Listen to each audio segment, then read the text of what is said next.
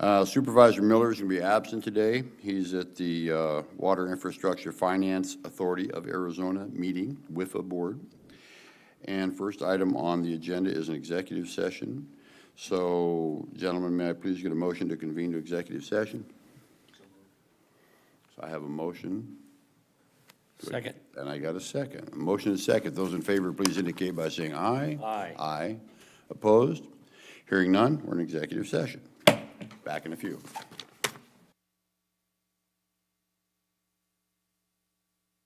Going to reconvene the regular session. May I get a motion, please, to adjourn executive session? So moved. I have a motion, and a motion and a second. Those in favor, please indicate by saying aye. Aye. Opposed? Hearing none, motion passes. Thank you very much. We are back in regular session. That brings us to item number 4, which is, what the heck is here? Discussion, approval, disapproval to authorize the execution of a conflict waiver as to outside counsel so that outside counsel may represent both Pinal County and Lucid USA in separate unrelated matters. Mr. Durrani, you are up, I believe. Oh, no, Actually, I'm Ms. sorry. Roberts is covering Even today. better, Ms. Roberts. Thank you, Chairman, Board Supervisors. I have before you today a request for a conflict waiver. Pinal County has retained Dickinson Wright in some matters regarding commercial real estate transaction against Lucid. Lucid also would like to retain Dickinson Wright in a separate, unrelated matter to which Pinal is not involved and not a defendant. Ethically, in order for Dickinson Wright to be able to represent both Pinal County and Lucid in these unrelated matters, they have to get a conflict waiver from each client. So this is what we're asking approval for. There would be no confidential information shared between the parties, and should sometime, if any time a litigation arises between Lucid and Pinal County, then Dickinson Wright would have to remove themselves from that situation. Right. Thank you. Any questions from the board for Ms. Roberts? Nope. Hearing and seeing none, thank you very much. Yeah. In that case, may I get a motion, please, on item number 4?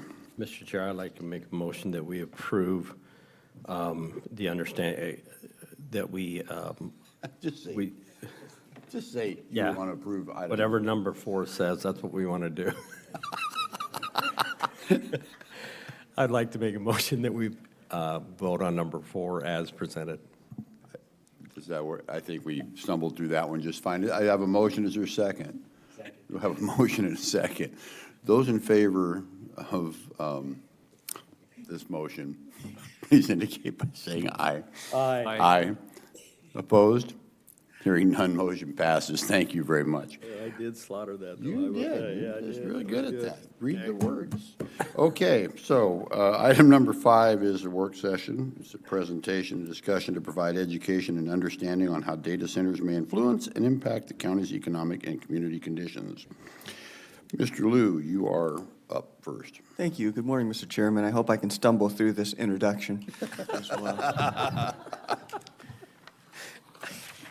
So with advances in computing technologies in our cars, in our appliances, in our workstations here, data centers have been proliferated around the country, and interest in our state and in our county. So you all have asked from the dais there on multiple occasions if we can do work sessions to help educate the board, the staff, the public on what questions, concerns, benefits are around these data centers, and where the technology has been in the past, where it's now, and where it's going to be in the future. And so we've put together some speakers to come do just that, and we think that with the content involved, there will be multiple work sessions because we couldn't do it all in one morning. And for the record, today we do have a revised Arizona State University presentation. We have a new Salt River Project SRP presentation and a new Arizona Commerce Authority presentation that will be added to the record and to the minutes. And I think they will all help to give historical perspective, concerns around things like utilities, water, et cetera, and where we're at today and where we're going in the future. So first presenter this morning, we have Kelly Barr, who is the Associate Vice President and Chief Alliance Officer at the Global Futures Laboratory with Arizona State University. Welcome, and thank you, Kelly, for being here. Thank you very much. I'm happy to be here. Good morning. Good morning. Can we put that on? Oh, there you go. Perfect. As he indicated, I am Kelly Barr. I'm the Associate Vice President and Chief Alliance Officer of the Global Futures Laboratory, the world's largest, the longest title ever. Most people aren't familiar with the Global Futures Laboratory, so if I can just take a minute and explain that, I think it might be helpful to provide some context. About 7 or 8 years ago, ASU President Michael Crow looked around and said, hey, I see that we have national laboratories for weapons and for nuclear and for jet propulsion, but we don't have a national laboratory for the future of the planet. And so he decided to create one. And so he did just that. And that is where I work. He styled it in an interesting way. He made it a university within the university. And he allowed us, if you think of this as ASU, he allowed us to kind of span the entire university. And by that I mean we are able to reach down across the entire university, reach into engineering, reach into the business school, reach into liberal arts, to pull together teams of people to work on complex global challenges like climate change, like water quality and water quantity, like energy. We have about 950 scientists and scholars who work at the Global Futures Laboratory. And so I think that hopefully that helps you explain why we got involved in data centers and why we're interested in this topic. Before joining ASU, I worked at SRP for more than 3 decades. My last role there was as the Chief Strategy, Planning, and Sustainability Executive. And so I know a little bit about energy. And so about a little more than a year ago, my colleagues at DFL came to me and they said, hey, Kelly, you used to work at a utility. Let's do something on data centers. And I said, I think that's a great idea, but instead of us just assuming we understand what the needs are for data centers, why don't we first invite the ecosystem, the data center ecosystem, in to visit with us and share their opportunities and challenges. So for more than a year, we've been meeting every other week. It started out to be about 10 scientists and scholars on this team. It's now up to 20. And we meet for 45 minutes, and we bring people in from the outside to talk with us about what those opportunities and challenges are. So we have heard from data centers, Google, Amazon, QTS, others. We've heard from all of the utilities. They came in and visited. You'll hear from them today. We've heard from cities who are grappling with data centers as they get planned for their communities. We've heard from environmental groups and from community activists. And we've heard from economic development professionals. And so at the end of that year together, we said, we really learned a lot, and we had some surprising things. And Sarah Porter is going to talk with you about one of our surprises, which was around water use in data centers. And I'm going to let her handle that surprise for you. But there were things that we absolutely learned. And so we decided that we would have in one day tried to share everything we learned that it took us a year to pick up. And so on February 11th, we invited 300 community folks from cities, folks from the governor's office, folks from the legislature, folks from all across the state to come in and hear a series of panels. So we had a panel of data centers, a panel of utilities, a panel of economic development professionals, a panel of a panel of community folks, and then cities. And interspersed with those panels were some ASU experts. Sarah presented, so you're going to hear from her today. She talked about water. We have an expert at SRP who focuses on heat emissions from data centers, and an expert on chips, semiconductor chips. Like, what is the future of chips? Is it possible we would build all these data centers and they wouldn't be necessary? So, as a result of doing that on February 11th, your team from Pinal County reached out to us and asked if we might come and share at least part of those learnings, and that's what we're going to do today. So next slide, unless I know how to do that. Let's see. No, you're doing that.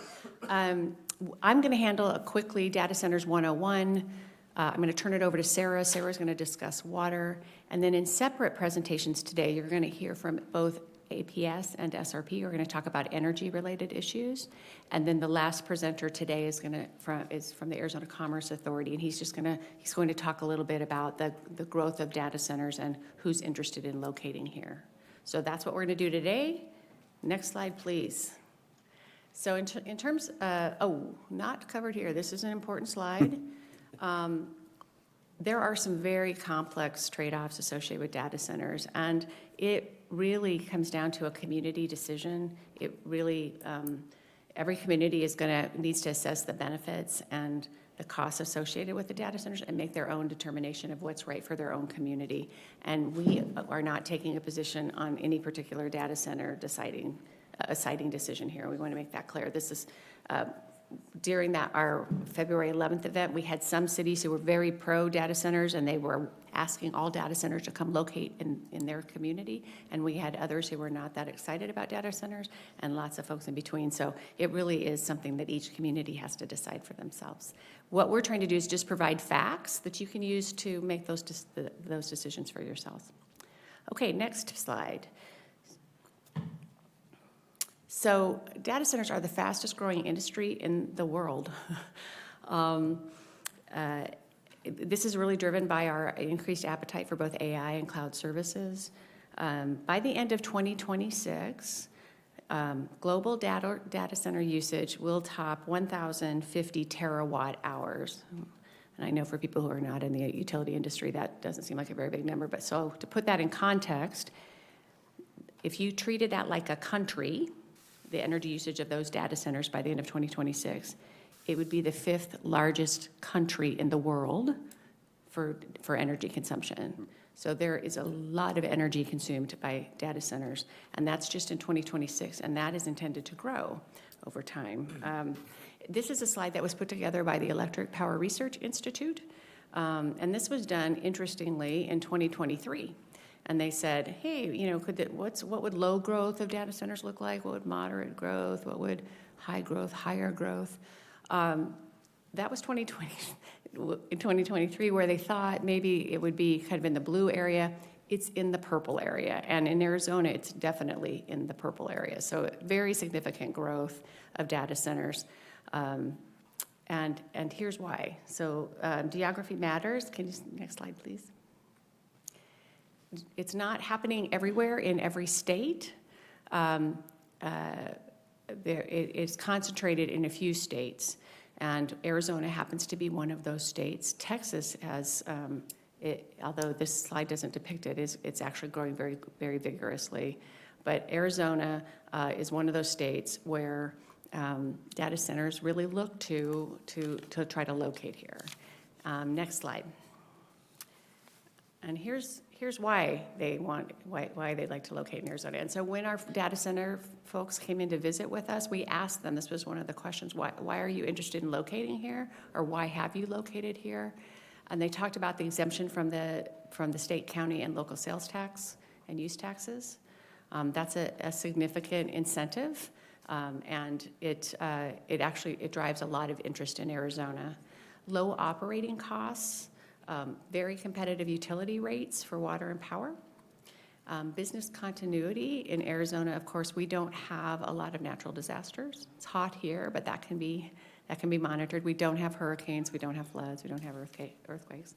And then finally, network efficiency. So data centers obviously have to have access to fiber, and they want to be as close as possible to the final end user. This is particularly relevant for automated vehicles, autonomous driving, or VR, virtual reality. So they want low latency, so they want to be located close to key markets, and so that Pinal County, I'm sure, would be a very attractive place for them to locate. They like the Arizona area because it's close to a lot of major cities. Next slide, please. There are two basic types of data centers, and I'm just going to walk you through this real quick, and then I'm happy to answer any questions. And I should have said that at the beginning. I should have explained that in order for this to be fun and interesting and engaging, we're hoping that you will ask questions and interrupt all of us at any time, and that includes the utilities and my friend from ACA. At any point, if you get tired of listening to me drone on, just interrupt with a question. So there are two. Chairman. Yes. So I do have lots of questions, Good. but I don't want to hijack your presentation. Well, I think we're all waiting to hear what you get to, and then we'll do some questions. sure. Unless we think you're veering off of where a question you might wanna be go. inserted. Yeah, sure, absolutely. So there are two types of data centers, small scale, and by that I mean, that can be a room in a building. That can be, a lot of times there's a small room within a corporate building, or a small building that would serve a small campus. So permission to interrupt when, Yeah, please. so you're not just talking a server. Some big buildings have a huge server. Right. You're saying they're beyond being just a server, they're an actual data center. Yeah, and it can be a rack of of servers in a room, in a back room someplace, but they're usually just processing for the people in that building. It's a very small and low energy use, and that's been happening for a long time. Data centers are needed for all kinds of processing of information, banking information, hospitals, universities. So that's small scale. On the large scale side, this is where a lot of energy and excitement and emotion has arisen on the large scale side. So let me just describe briefly. And Oh, you're I'm sorry. you're gearing your whole presentation towards Arizona. We are. But this is going on all over the whole country. And is. if you look in the NACO publication, every county in the country is being bombarded with this. We're not the only people that are hearing about this. So it's all over. So that's something else we're looking at too, which hopefully we'll get to. Yes, absolutely. The United States is the largest home of data centers in the world. We have more than half of the data centers are located in the United States. And just given our thirst for AI and cloud services, we anticipate that will grow, but it is a worldwide global issue. So on the large scale side, there's enterprise data centers, and those are data centers that are owned and operated by a single company. So think Microsoft or Google or Meta. They'll have a data center. It's their data center. They bought the land. They constructed the data center. They own everything in it.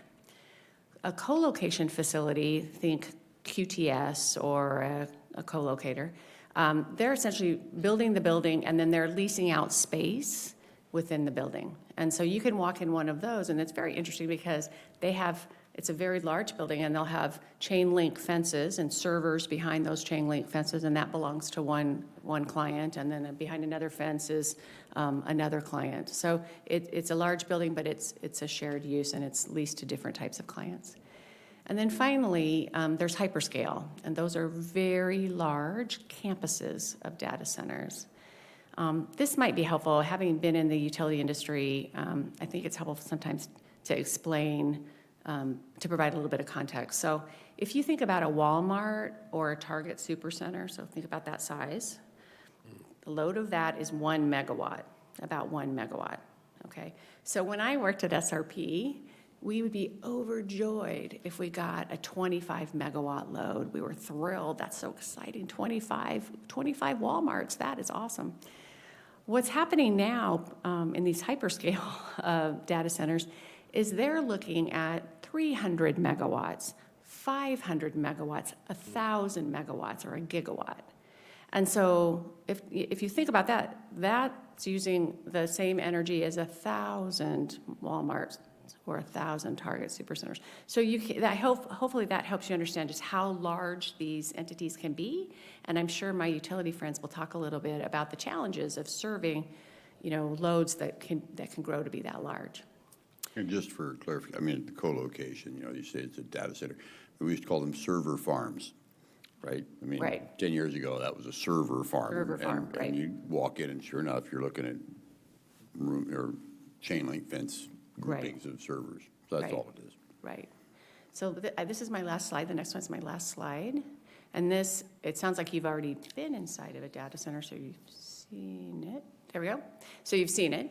But it's just rows and rows of servers stacked in racks. And there's they create a lot of heat, and so they often have fans that run in those corridors to try to keep the equipment cool. This picture at the bottom is essentially a hyperscale data center, so it's trying to depict a campus of data centers, so it looks like that. It can take up a fair amount of land use, and they're all co-located in one space. So that's my Data Center 101. Happy to answer any questions, or I'll turn it over to my colleague Sarah Porter to talk about water with your big surprise. Any questions from the board so far? Yes? No? Oh, okay, okay, here we go. All right, thank you Thank very you. much.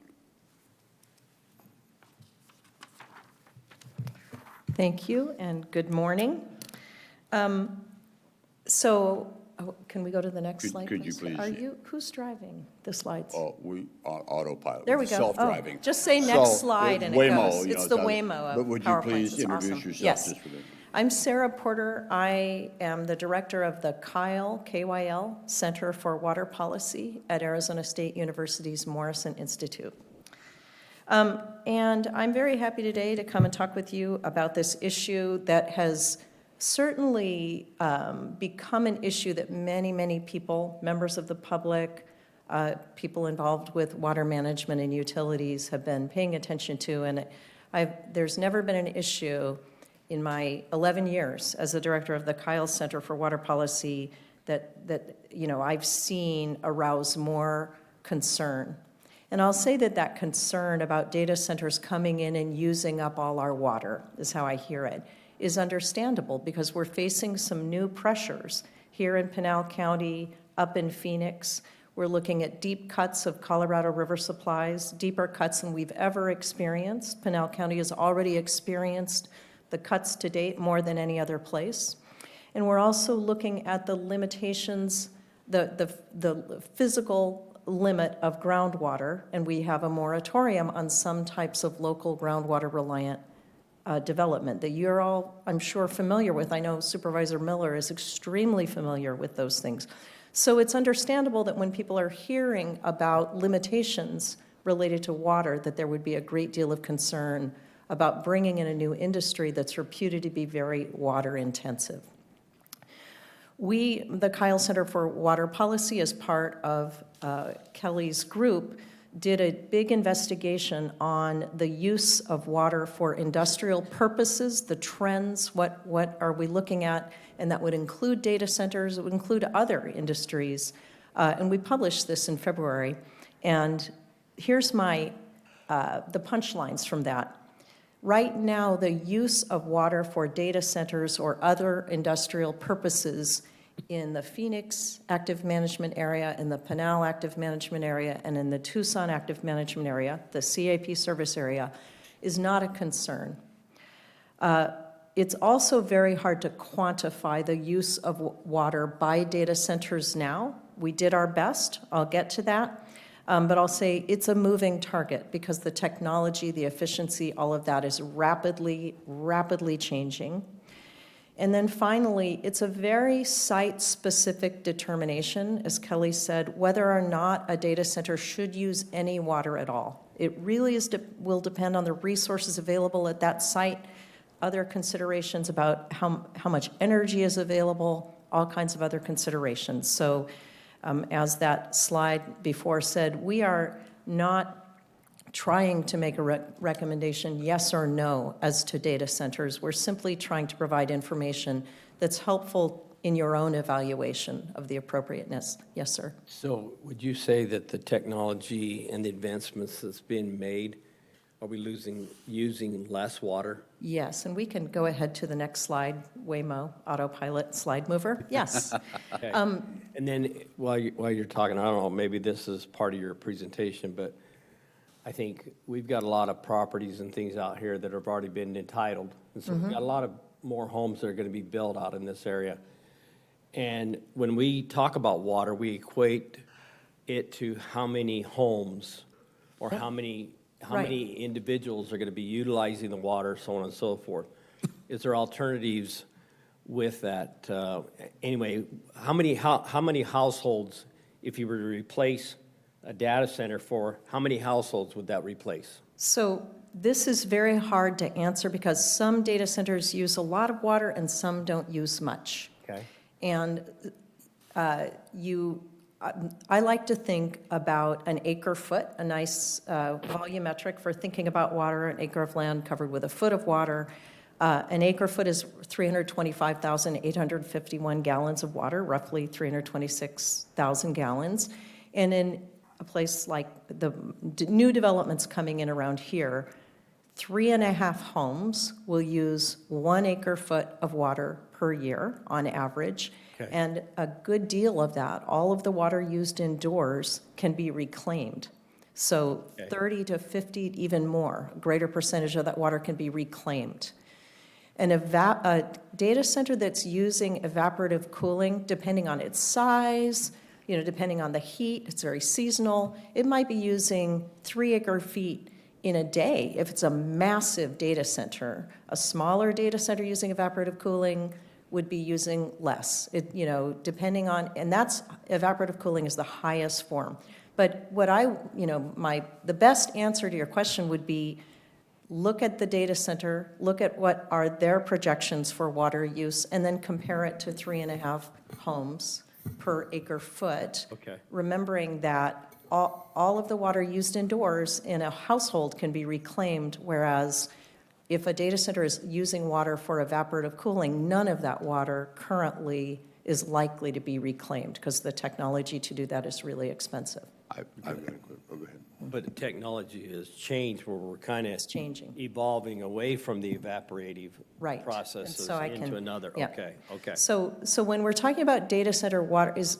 I got a quick question. And even in power generation too, they're moving away Yeah, from some of Right. that. and we'll, Right. and Right. we But, can talk about for that. your acre foot, there you're seeing 3.5 homes, and I read in some reports where it's 2 homes, 2.5 homes, and you're saying 3.5 homes.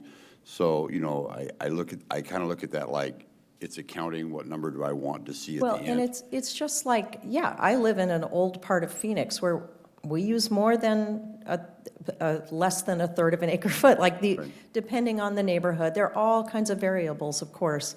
The 3.5 homes per acre foot is the Department of Water Resources estimate of the average water use by homes in single-family homes in Arizona. Okay, but that's an ADWR number. It's Okay, from the Department of Water I'm just Resources. trying to make sure. Yeah, I didn't make it up. But Okay. of course, there are neighborhoods where it's much higher. There are neighborhoods where it's much, much lower.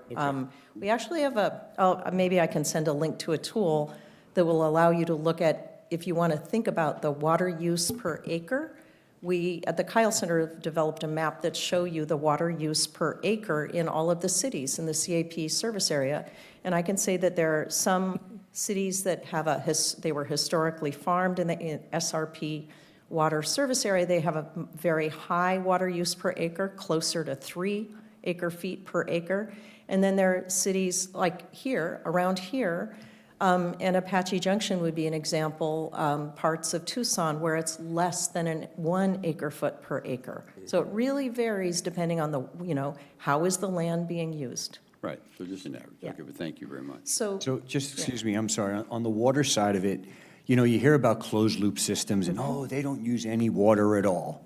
Well, I watched probably over 200 videos from independent journalists Jeez. who because we're good getting for bombarded you. with it. Good for you. Yeah, I have no life. But in doing so, I'm watching these videos, and I'm scratching my head because I keep hearing the word closed-loop systems, which sounds great, kind of like I know no one make fun of my New York accent, a radiator, that it just keeps using it, right? And it doesn't lose water. I get it. It does evaporate some of it, and it has to be replenished little by little. But then I also hear about the water contaminating these, especially in Virginia, these mega centers were contaminating the water, people were getting cancer. How is that happening if it's a closed-loop system, and where is that water going to contaminate the water? So if that is happening, that's a failure of the treatment. They're often with different systems, and I don't think I'm not sure, I haven't watched those videos, but a closed-loop system evaporative cooling will produce a brine. And if there is a failure of proper wastewater treatment, there's a potential for contamination. I have never heard of that happening in connection with a data center in Arizona, but that's just all about is the water being appropriately treated before it's put into the wastewater treatment stream, and then, working with the entity that's doing the wastewater treatment, with typically the water provider, a city, maybe in Pima County, it's Pima County, but that's really about wastewater treatment. Typically, a wastewater isn't just injected. We have state regulation that by the Department of Environmental Quality that would be that is there to prevent that kind of contamination from happening. Okay, because, Yeah. we have, tomorrow we have a planning and zoning meeting. You never hear anything about wastewater treatment when these data centers come to speak Well- before us. Yeah. So again, now I'm learning even more. Yeah. And again, there's a P&Z meeting tomorrow that these questions need to be asked because they want us to do a comprehensive plan change and then they want to do a zoning change, but we're not getting any of these answers because we don't know the questions So to ask. if they want to inject brine back into the aquifer, they have to get a permit from the Department of Environmental Quality to do that. So that would be the biggest risk of contamination. If they're putting water into a wastewater treatment system, then the entity that takes that water they also have to satisfy EPA regulations, and they will require that before that water is put into the wastewater treatment system, it probably has to be treated to a certain quality if there's any kind of risk. So back to this presentation, I appreciate the questions very much, and some of those are, ones that we haven't heard before, like contamination. But really, there are two ways that data centers use water. One is through cooling, often evaporative cooling, and the other is because it takes water to generate electricity, not all types, but some types of electricity. And so those are the two uses of water that people, are asking questions about. Next slide, please. We've already kind of talked about this, but essentially, there are huge gains in the efficiency of cooling for data centers, and they're really in two ways. One is that chips can operate at higher and higher temperatures, so there isn't a need to cool them as low as they used to be, and that is evolving almost as we speak. There are scientists working. At that symposium that Kelly mentioned, we had an ASU scientist talk about this work that he's doing, this research to raise the temperature of chips. And then there are these various types of cooling that are currently, much more efficient than traditional evaporative cooling, including the closed loop systems. There are other like the chips in water, there are all kinds of different systems, and I'm a lawyer, not an engineer, so I'm not going to go into details. But I will mention one thing. Sometimes the cooling system that is going to work best for a particular site is driven by power concerns. So an example might be a data center. There's one proposed for Phoenix that proposes to use a combination of air cooling, all power, where the water use is way off wherever the power is being generated, or maybe it's solar or renewable and not using water. And then they also want to have evaporative cooling in order to reduce the load on very hot days. So they want to have this hybrid system where they're doing a little bit of evaporative cooling on very hot days so that the utility isn't burdened with such a high peak demand. And as far as I can tell, that particular arrangement doesn't present a water problem. It's some amount of water in order to mitigate power peak. So that's just an example of where you might have a little higher water demand in order to meet a particular goal that they need to meet at that particular site. Next slide, please. So that's kind of direct and indirect use. Thinking about the water for the indirect use for generation of electricity, this is an area where there's been an expression of public concern.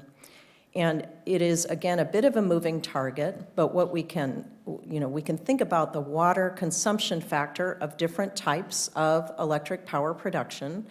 And, I like to put it into perspective to point out that the use of water for the generation of electricity in the state of Arizona represents 3% of total demand for water in the state. Agriculture famously represents over 70% of demand. All the water that's delivered to taps for cities and businesses in the state of Arizona is approximately 20% demand. Power generation represents a very small fraction of demand in the state. In the report that I mentioned, we discussed that probably as the economy evolves, there's a possibility that at some point power generation will represent a higher piece of the pie, more power demand. But the question about, this data center is going to use so much electricity and it's going to require a lot of water to generate is very hard to really narrow down, because it's very hard to trace where the electrons come from. Do they come from solar energy, which is almost a no water form of power generation? Do they come from a power generation that's using a high degree of water? And do they come from another place, a water-rich place somewhere on the grid? So that's sort of our conclusion when we're thinking about the indirect water use for data centers is keep an eye on what's happening with the power portfolio of the utility in question. APS, SRP, Tucson Electric are all moving lower and lower in terms of their water per megawatt of production as they move to natural gas and renewables. So it's just one of those things where we sort of say, keep an eye on it. But right now, it doesn't present a loss of water resilience or water insecurity for the region. Next slide, please. Excuse me. Yes. What happens if you have behind the meter going on? Well, behind the meter is complicated, but it would, again, if I were just looking at it from a water perspective, I would ask how much, is it a form of power generation behind the meter that is going to be water consumptive? And then I would look at that water consumption and say, what is the water supply for that? Who are the other people who may be impacted by that water consumption? And I think Kelly can talk about the reasons why behind the meter isn't something we're seeing a lot of in the state of Arizona. So, Okay. Rich has been watching more YouTube than I have, so explain to me behind the meter. I'm lost on that one. That would be where the data center is producing its own power and not even feeding into the grid. Okay. And I might get this mixed up a little bit, but essentially the use tax breaks that data centers benefit from in Arizona aren't available unless, I think this is right, unless they're connected into the grid. So Okay. there's a huge disincentive because those use tax breaks are very significant. Okay. So this isn't something that we're seeing in Arizona. One thing, Sorry. yeah, go for it, yep. Actually, they lose the tax break if it's connected to the grid and they sell electrons off of the data center property. So if they're going to provide their own generation behind the meter, they have to really island themselves off, which Okay. in our experience, data centers are not that interested in doing because, you have to build a lot of extra power because at some point, one of those natural gas units may go down, so you got to double up. They just really would prefer, I think, to rely on the utility for the service. So you're talking about what I'm trying to do up in my cabin. Behind the meter. Got it. So what I wanted to ask on that, though, is how would we regulate or know if they are? Because I know one's coming, and they're going to ask, that's going to come before us. How do we regulate the water? You would, first of all, it's hard, well, it's a very good question. Here in Pinal County, and this is later in a slide, but I'm going to get to it. In Pinal County, it's very hard to get water. Is that a surprise? Like if you have a new use for a large volume of water, it is challenging. There are limited options. We're looking at cuts in CAP water, and the entities that have entitlements to CAP water are scrutinizing very carefully any new large volume user. If they have the water, they're thinking, what is the opportunity cost? And they know they're going to be experiencing cuts. We have limitations on development using the only other, well, there's reclaimed water, but let's get, the other big water supply is water in the ground, groundwater. You can, technically, you could be a data center developer and you could go to the state of Arizona and get a permit for an industrial use well to withdraw groundwater to cool a data center. That water would not have to be replenished. And so that is a question that I would be asking a data center developer. If they were planning to use unreplenished groundwater, I would want to know that. I'd want to know how much, and I'd want to know, I'd think about what are the other groundwater uses in the area. So that would be an issue. The state actually has the authority to limit those permits. The Director of Water Resources has the authority to limit those permits if he concludes that, I think I have the official language later in a slide, but essentially if he concludes that issuing the permit would get in the way of the state meeting the goals for the groundwater regulation in place. So these are questions that need to be asked of any data center developer that's proposing to use water, either for energy or cooling. But I'll also say, compared to what? Pinal County is historically an agricultural region. Very often, whatever's grown will use probably, it may be using a similar amount of water per acre. So I'm happy to help you with comparisons. I didn't bring them along, but you'd want to look at well, okay, it's going to use a lot of water, but compared to what? And then weigh the costs and benefits having that information. Okay. So yeah. In saying that, so I can come to you when a data center comes to us and tells us they're using X amount of water, I could come to you and you could tell me whether it's true or false? No, I couldn't verify anything a data center says because that's, of course, information that they have exclusive access to. But what I can talk about is what are other water requirements for different land uses. I have a lot of data about that. But yeah, at some point if somebody's proposing to dig a well, then it would be up to the Department of Water Resources really to verify whether or not that well, is going to be able to pump that water out.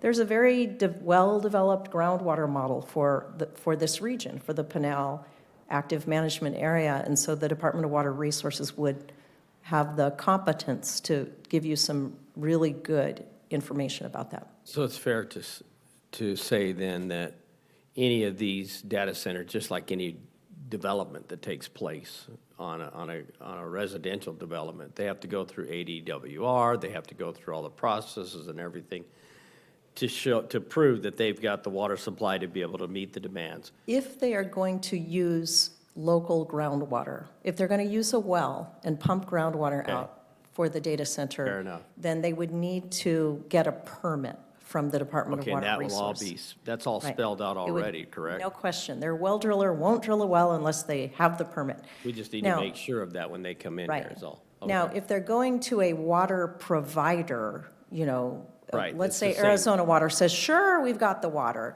Right. Then that's up to the water provider to verify and be, Okay, to scrutinize. But there are a lot of mechanisms in place. yeah. So we. Not left at him Yeah. looking at YouTube then. Yeah. Right, well, I mean, I think I guess what, your questions are all spot on, but the reality is we're a scarce water state, so we already have a big regulatory framework around new high-volume water uses. Okay. Even more so than any other state, I would say. I mean, I think to some extent, that's a fair statement. I would say that ours are very well tailored I to agree. meet the needs of the state.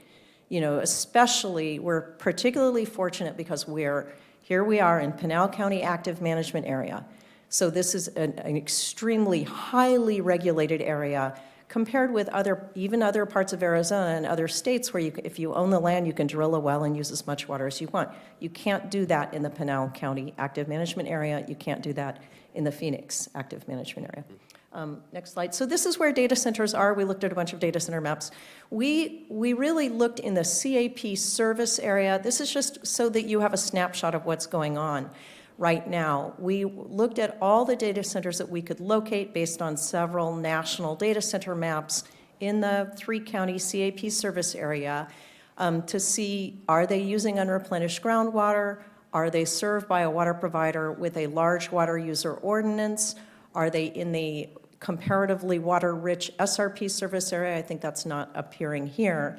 And then I won't go into a lot of details, but are they served by a water provider with a designation of assured water supply, which is a water provider who is no less frequently than every 15 years proving to the state that it has a 100-year supply of water going forward.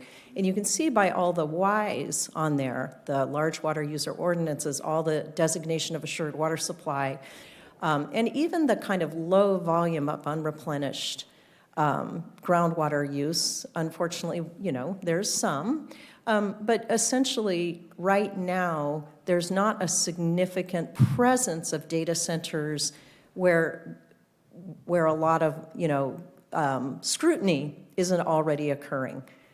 10 water providers in the state of Arizona have large volume water user ordinances. Most of the water providers to data centers are designated assured water supply providers, which means they're not going to agree to serve that data center if it would impinge upon their ability to meet demand for the next 100 years. Next slide. And to sum it up, I guess this is just more big picture, but of 7 million or so Arizonans, over 5 million Arizonans are protected from data centers coming in and threatening their water supplies because of these regulations, the assured water supply protections. Next slide, please. Similarly, 4 million Arizonans in the CAP service area have protection because their own providers have enacted large volume water user ordinances, including EPCOR. This is something that if you're in conversations with water providers, it's worth asking about. Do you have a large, these are the only ones who have one now. But if they don't have one, it's probably a good idea to consider getting an ordinance if they're a city, or a tariff if they're a private water company, so that they've done the work in advance. And this isn't true only of data centers. It's true of other industries, like the hydrogen industry, other industries that may come along and want to use a lot of water. Next slide, please. Okay, so now to sum it up, the policy gaps. In our assessment, we looked at all the industrial use permits that have been taken out in the 3-county CAP service area in the last, since 2000, I think it was 2008. And we don't see any kind of increase in requests for industrial use permits. So our conclusion is the advent of data centers has not to date caused an increase in the use of unreplenished groundwater, that sort of indicates a trend or is meaningful.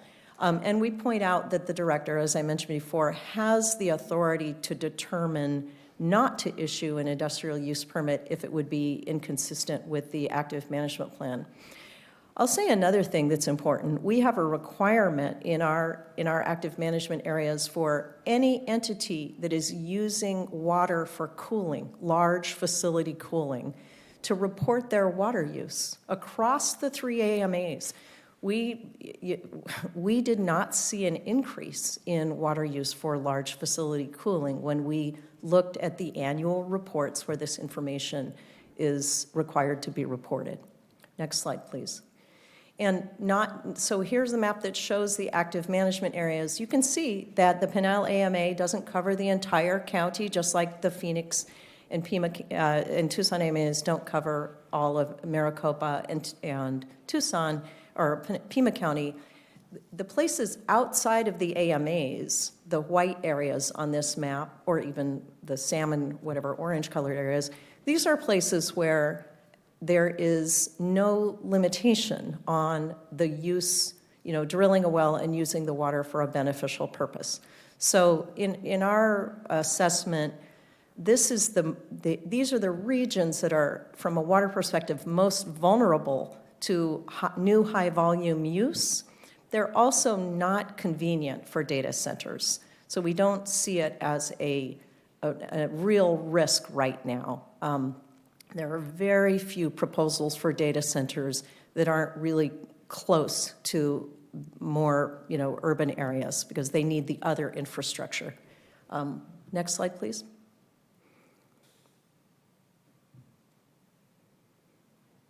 So here are our conclusions. As the economy evolves, water demand is going to evolve. We'll probably see less water going to agriculture, more water going to other types of uses, including the generation of power. Right now, data center use is not a water problem. Most people are protected, but we have identified these two policy gaps. One is outside of AMAs, not really applicable to where the action is in Pinal County, but there might be something to keep in mind. And second, if somebody came along and said, we're going to drill a great big well and extract a huge amount of groundwater to cool our just primitive evaporative cooled data center, then, I think you'd want to have a conversation with the Department of Water Resources Director about whether that would be consistent with the management plan for this region. So that's it. I'm going to hand it back to Kelly unless there are any more questions about water. But Any more questions? Oh, Supervisor Goodman. just to verify, but in order for them to drop a well, they got to get a permit to do it in the first Correct. place. Yes. They have to apply for an industrial use permit. Right. There are some other ways of doing it, but if they want to drill a new well, they would have to go get an industrial use permit, and they would have to meet a bunch of conditions, Yeah. including you have to be, I think it's you have to be a certain distance outside of the service area of a provider, a water provider, not an AMA, within an AMA. So there are 7 total conditions. But the big one is it has to be consistent with the management plan Okay. for the AMA. Yeah. Lots of permits, just like paving a driveway. Yeah. Just- There's a way that you can convert an existing groundwater use to a different use. Yeah. Those opportunities have really been largely, to a great extent, they've been exploited. And then I think third, there's a data center in Mesa that buys long-term storage credits. So they're served by the city of Mesa, or they're using groundwater, but they're buying, I can't remember exactly how they're getting their water, but they're trying to buy long-term storage credits to get to net zero. So essentially that's also using groundwater. Okay. So on the industrial side of it, if you're getting a permit for an industrial, that could be a warehouse that's, Yeah. that's kind of shady. Well, Because you if have if to, you're gonna- you quantify your well size and your use, so it's a little harder. You couldn't just go and say, I'm going to have a little tiny well to serve my break rooms and bathrooms, and then drill a massive well to pump out, 1 million gallons a day. So they'd have to provide Yeah. what they're going to They have to use based on- specify that, exactly. Because exactly. industrial could be Yeah. very small. Yeah. Okay. Yeah. No one would actually apply for an industrial use permit to just pump out a tiny amount of water, because you could just get an exempt well to do that, a little well, yeah. All right, thank you. Thank you very much, Ms. Porter, appreciate it. Ms. Barr, you're back up. You're back. Very briefly, I promise you. I'm just going to introduce Patrick Bogle. Patrick is the Director of Data Center Strategy for APS. So he's going to come and talk about the APS situation relative to data centers. And then right after Patrick's done, I'll just get both of these out of the way. Nate Tate, who's the Director of Transmission Planning for SRP, is going to come and give you the same information from an SRP perspective. Okay. So Patrick. Thank you. Thank you. All right, thank you for having me today. Like Kelly said, my name is Patrick Bogle. I'm the Director of Data Center Strategy at APS. My role was built about 1.5 years ago when we really saw an influx of data center interest in the APS service territory. I have 5 people that are on my team, and really our responsibility is to figure out how to serve the data center load that is wanting to come to our service territory, but do it in a responsible manner. And I'll get a little bit into what that means. We talked to a handful of data center customers. Many of them were in the right category that Kelly presented. A lot of data center developers that you would classify as like a colo, where they're basically leasing space to the hyperscaler or the end-use customer. But we're also dealing with a number of the hyperscalers that are in our service territory as well. So, if there's any questions towards the end, I can definitely try to give some of the insight from the trends and things that we're seeing from those conversations without, mentioning any specific customer information. But yeah, we can jump into the next slide. So APS, as a company, our service territory is shown there on the screen. We've got a mix of different areas that we serve. We've got 11 of the 15 counties, 1.4 million customers, but we have some areas like Phoenix where you've got highly densely populated,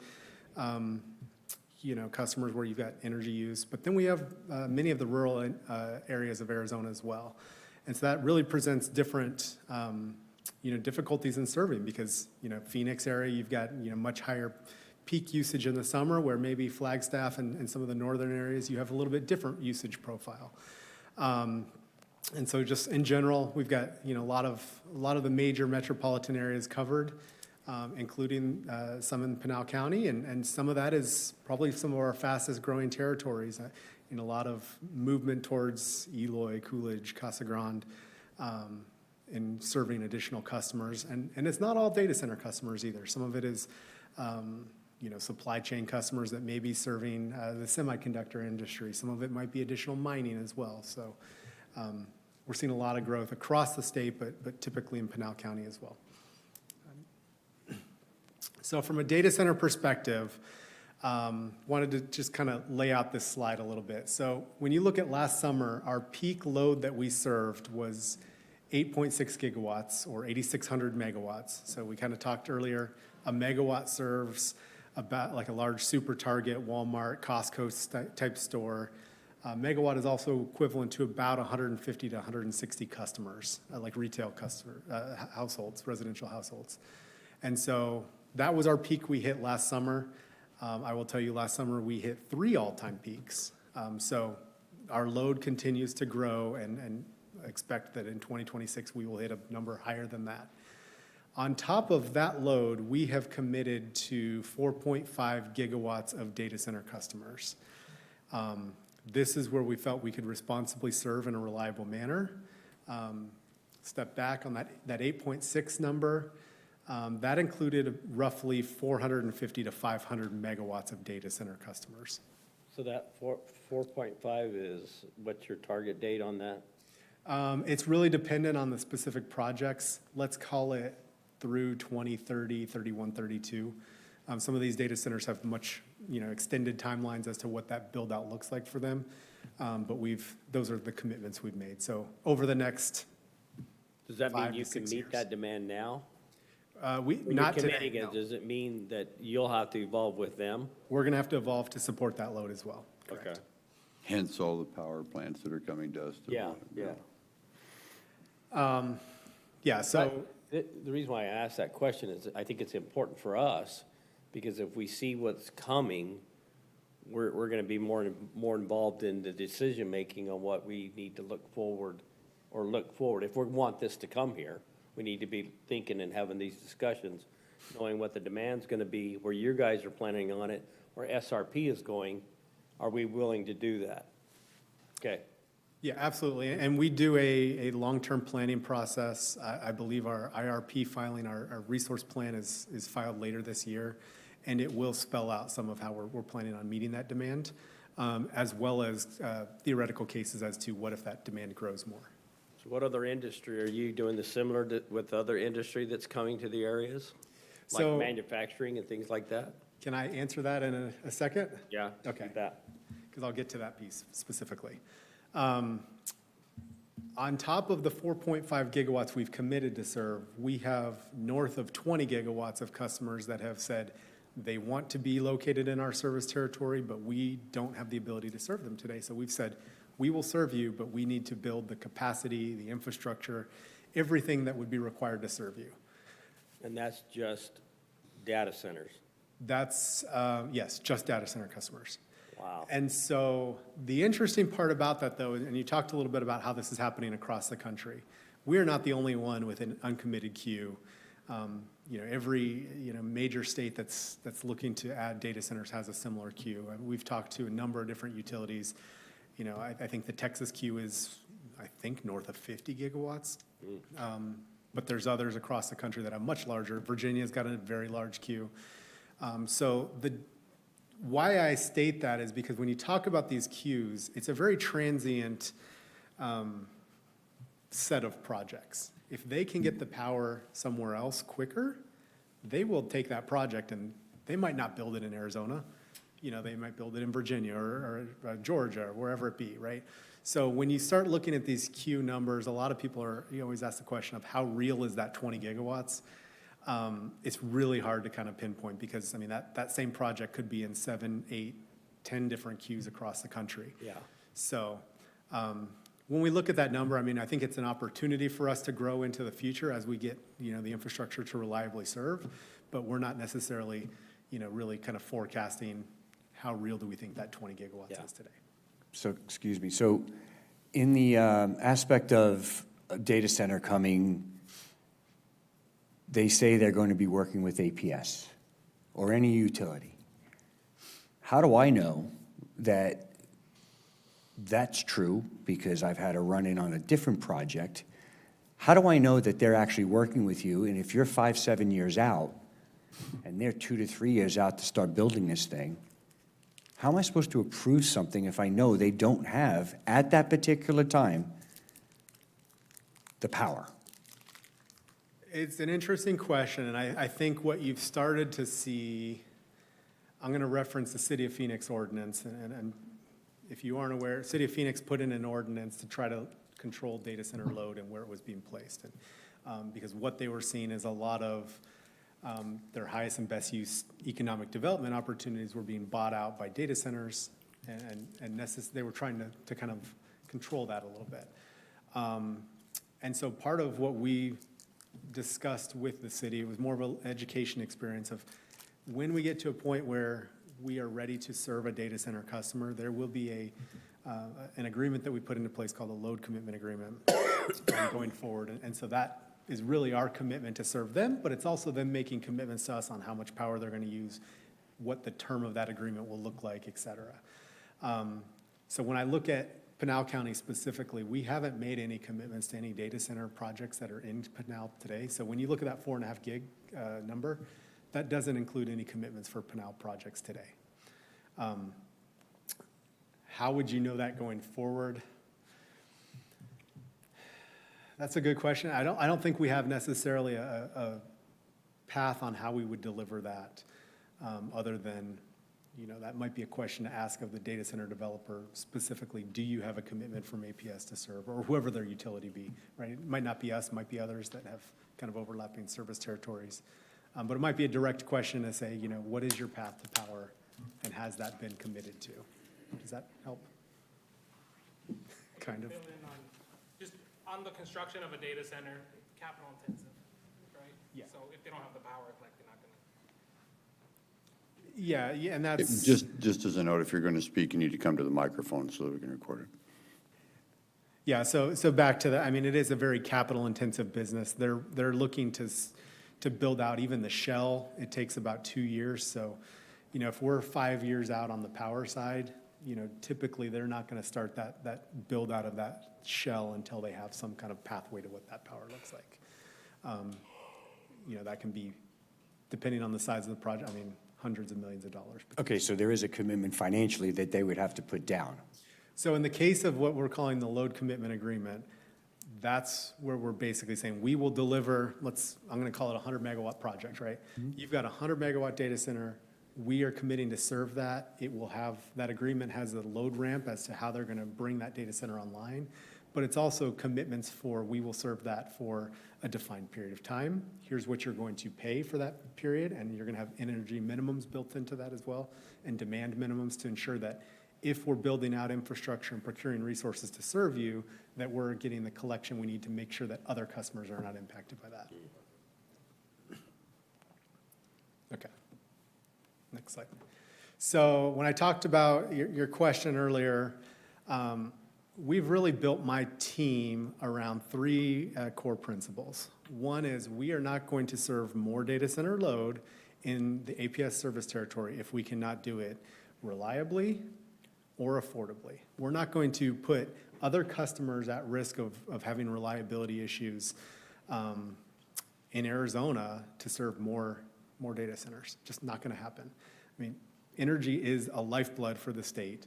It is a critical aspect when you start looking at health and safety over the summer. I mean, when you're 115 degrees outside, you need that cooling, and you need to rely on your utility to be able to serve that. And we're not going to put that at jeopardy just to serve more data centers. So that's kind of principle one.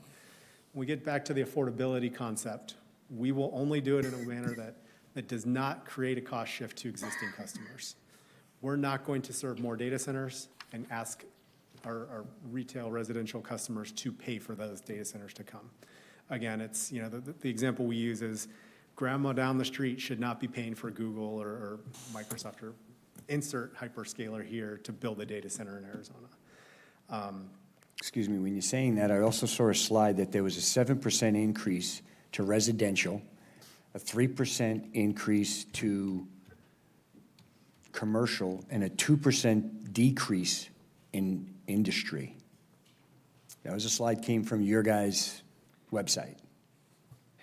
Did that also break out the extra, so data centers are served under a rate class called extra high load factor? It just had those three categories, and so when I saw industrial, that's why I was asking the question earlier, because industrial, like I said, could be A lot of things. correct. So how are they getting, you know, you say you want to protect the residential people, but they had a 7% increase, 3% increase for commercial, and a 2% decrease in industrial.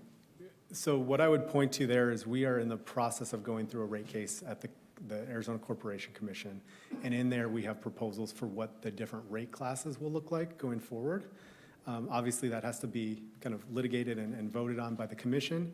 But in that case, the extra high load factor customer, which is where a data center would be served, that's their rate class, is actually seeing an increase of 46%. So, See, and it's only fair that something like that's done. I've seen something similar to what you're talking about in my own community, where utility was insufficient, and the current ratepayers are paying for what they had to improve from the past provider so that they could continue to grow in my community. And now the current ratepayers are paying for what they had to build in order for the future. And the ACC couldn't see that back then, but it sounds to me like you guys are addressing that right now, which is good. That needs to be. yeah, and I think when you look at our rate case and the strategy that we're using, we're calling it growth pays for growth. I don't know if that was termed by us or the commission, but it's kind of been a term that all of the utilities in Arizona have adopted. And it's really to ensure, you know, that each customer class is paying their fair share based on the growth caused by that customer class. And so we're not going to burden the, you know, residential customer classes for data center growth. And I think when you even look at that, the rate case that's going in, it's based on a test year of costs, which was, I believe, 2024, which at that point, I mean, we're still building into that. Like I said, our peak had 450 megawatts of data centers. So data centers are not a big driver of our load for that test year, less than 5%.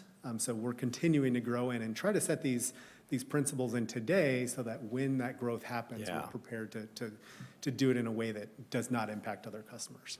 So is SRP's in the audience as well? Correct, yeah. So you just said that a data center doesn't get any preference, but we just turned down a very deceptive solar company who was not going to put their power into the grid. It was going to go directly to one data center only in the Florence area. So that's something APS would not do. And SRP, how was that going to work, right? It was not going to help the average citizen. It was only going to help the data center. We don't know because they had no agreement. Yeah. No so- agreement, none of that was done, so. But that's what they were intending to do, very unscrupulous. And, okay, so this is why we're having this discussion, because a lot of these things come up. And, you know, to the average people, the average person, they're tired of hearing about these. Life was good 5 years ago. Life was good 10 years ago. How much better is our life going to be when we have a data center on every corner? And that's what the people don't understand and don't see. And I don't see it. I have plenty of power in my phone and my computer here. One of the questions we're going to try to get, when is enough enough? And one of the questions I've continually asked is, like cell phones, when I drive back to Apache Junction, I have a dead spot between Florence and Florence Junction, which is why they're trying to do coverage with cell towers every so often, every 10, 15 miles. Are data centers the same way? If let's say Wyoming doesn't have any data centers, are they not going to be able to keep up? And we're only going to be down here in our highly techie area? Or I don't know if you're the one to ask that question to. Yeah, so Kelly talked a little bit about it, and the idea that data centers like to be closer to the populations they're serving. And so some of the demand for data centers in Arizona is driven by the populations that we have. That being said, there is also a trend that I have seen where they will go to where they can get the energy the fastest. Whether that's Arizona, whether that's Wyoming in your example. If they can get power somewhere, they're going to look to see if there's a feasible way to make a project work there. And another question I've asked, if one goes in Wyoming, does it benefit us here? Yeah, so they're all connected. So let's put them all in Argentina. Let's put 1,000 of them in Argentina. Why do we need any of them? Yes, I think I there don't is speak some. Argentina for one thing, and so if I have a problem, I don't want to have to call. But anyway, if I could just interject real quick, because what I'm hearing from you as a provider of power is that you are developing a process to where the data center, whoever's coming here, has skin in the game. Right. They're helping pay for the increase, whatever's necessary, the delivery system, whatever has to happen. Even in the case of this fake solar that was coming, they were bringing a power source that was going to be necessary for them to function. They were bringing some type of power force to a data center that was being proposed. That was their concept. Whether they got to that point or not, that was their intent based on what we've heard from them. But that's what sounds to me like what you are requiring, so that they've got skin in the game. If they're going to, you're not going to hurt the current base of what we've got right now. You're putting mechanism in place to where if they're going to come, they got to pony up. Correct, and we'll talk a little bit about the different service models here in a second. Okay, that's what I'm hearing. Yeah, but to that point, when we evaluate those resources that maybe get brought to us from a project perspective, one of the things we're looking at is, does it have a reliability impact to our existing customers? And if there is, if a resource portfolio, sometimes it's not just solar, sometimes there's bigger projects that maybe people propose that include solar, but also gas or other resources. If that can reliably serve, we would be open to a conversation potentially. But I will say, if it's just a solar type project like that, maybe potentially behind the meter, it probably is not going to have a positive reliability impact to our customers, and would be something we would say, again, principle one, we're not going to impact. Based on what I was told, and again, there was no final agreement made or anything else of that nature, they were going to actually tie into the grid. Okay. Yeah, I'm not familiar with the specific project that you're. But again, it never really got that far anyway, so we don't know. They never really worked out the particulars. Yeah. Yeah, so to the three principles, we talked about the first two. The third goes back to your question, Supervisor Goodman, is, how are we ensuring that there's room for growth in existing, it's not just data centers that are wanting to come to Arizona. I mean, we're seeing large growth in the semiconductor industry. I think there's viewpoints that that's a national security concern. I think it's very public that Taiwan Semiconductor is in our service territory and looking to continue to grow. Along with that, they bring their supply chain. There's, all kinds of, chemicals, air, different, I don't want to say elements, but like helium is a big, different gas components that are part of that manufacturing process. And all of that supply chain is coming with them, which increases growth. And then, again, employment, you've got the residential growth. So while we are looking to serve data centers where we can, some of what we're also looking to do is ensure that we've got, fostering growth in those other areas as well. And so we are kind of trying to create a balance of how do we serve data centers versus other manufacturing as well, including, potentially mines and others as well, so. So pathways to service, we've talked a little bit about this. If you're an existing customer in a data center, bringing a data center, you're under what we call kind of our tariffed service. So this is our traditional pathway that any retail customer would get service through. If you want to sign up your house and hook into the APS system, you would take tariffed service, and there's a rate schedule that defines what that service looks like. Anytime we want to change those rates, modify those rates, it has to go through a rate case that then has, a whole process associated with it. So if you're an existing data center customer, you're taking service under that box one. The folks that are sitting in the uncommitted queue are also waiting for service under that box one. So when you're putting your position down in that queue, it's for service under box one. We've also created kind of a different method here we talk about in box two, which is if you're a data center and you're willing to fully cover all of the incremental costs associated with service, we may be able to serve you sooner, but you're going to have to sign a bilateral agreement that's taken to the commission. It's maybe outside of tariffed rate service, but it gives you a pathway to maybe get your site in service sooner, but it also comes with a significant upfront cost and investment. And effectively, what it allows us to do is make investments sooner because we're using the balance sheet of the data center to make those investments. As a utility, we've got to manage certain financial metrics, and we only have so much capital we can invest every year. And so this is kind of an opportunity to say, if you're willing to pay for it and upfront the financing, aspects, we can have those conversations. But to your point, again, it goes back to those principles. We're not going to do it if it's going to impact reliability or you're creating any type of cost shift to existing customers. It's off the table at that point. Okay. So where would that power come from if you're able to move them up? If you can't generate it from gas power plants taking 5 to 7 years, solar's not going to generate enough, battery can't supply enough, where would the extra power come from quicker? Yeah, so I'll paint a little example here. So say you're in that uncommitted queue and you're megawatt 15,000 in that queue, right? You might be more than a decade out from service. But if you're willing to build a gas generator and pay for the cost of building that gas generator yourself and all the infrastructure that would be required to serve it, I mean, you got gas laterals, you got transmission upgrade, there's a lot more than just building the actual turbine. And you're willing to kind of ensure that you're going to cover the costs of maintaining and operating all of that infrastructure for a 20-year period. Like, we might be able to accept that as an option where you build the generation, but we would want ownership of that asset. Then why not go behind the meter? Well, and that is an answer that they could go for.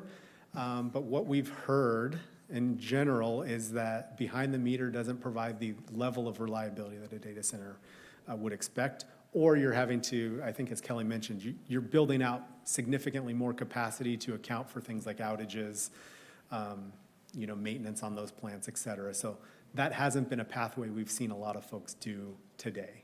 But a gas generating plant can't run 24/7 either, though. Correct. So yeah, that's where you're having to you'd have to build either 2 gas generators or a gas Lots of generator, batteries. solar, and even batteries. You have to have a way to charge that battery. So, I mean, it gets complicated, and that's part of what we're looking at is, we take those resource portfolios under option 2, and we run them through our resource planning team that evaluates the reliability, not just, they've run it through their complex models and say, this can provide reliable service or it can't. Or in order to get reliable service, you would need to add X, Y, and Z to make it a firm. So now I hear 2 for 2 saying behind the meter doesn't work. So who's ever listening, please understand what we just heard. Thanks. And we also want to have this same type of a discussion regarding SMRs and micronuclear, which they're saying are way out, but we think once it happens, it's going to happen quickly. And I know you guys, you and SRP are both waiting for the technology to come or the funding. I think the technology is already there. It's a matter of funding. So we're hoping that Washington will start urging that along as well. Yeah, and I think, I mean, we've been working with SRP and TEP to evaluate new nuclear options in Arizona. I think that's very public. You know, what I would say about the SMRs, I think even just yesterday, I heard the largest size is about 300 to 350 megawatts-ish.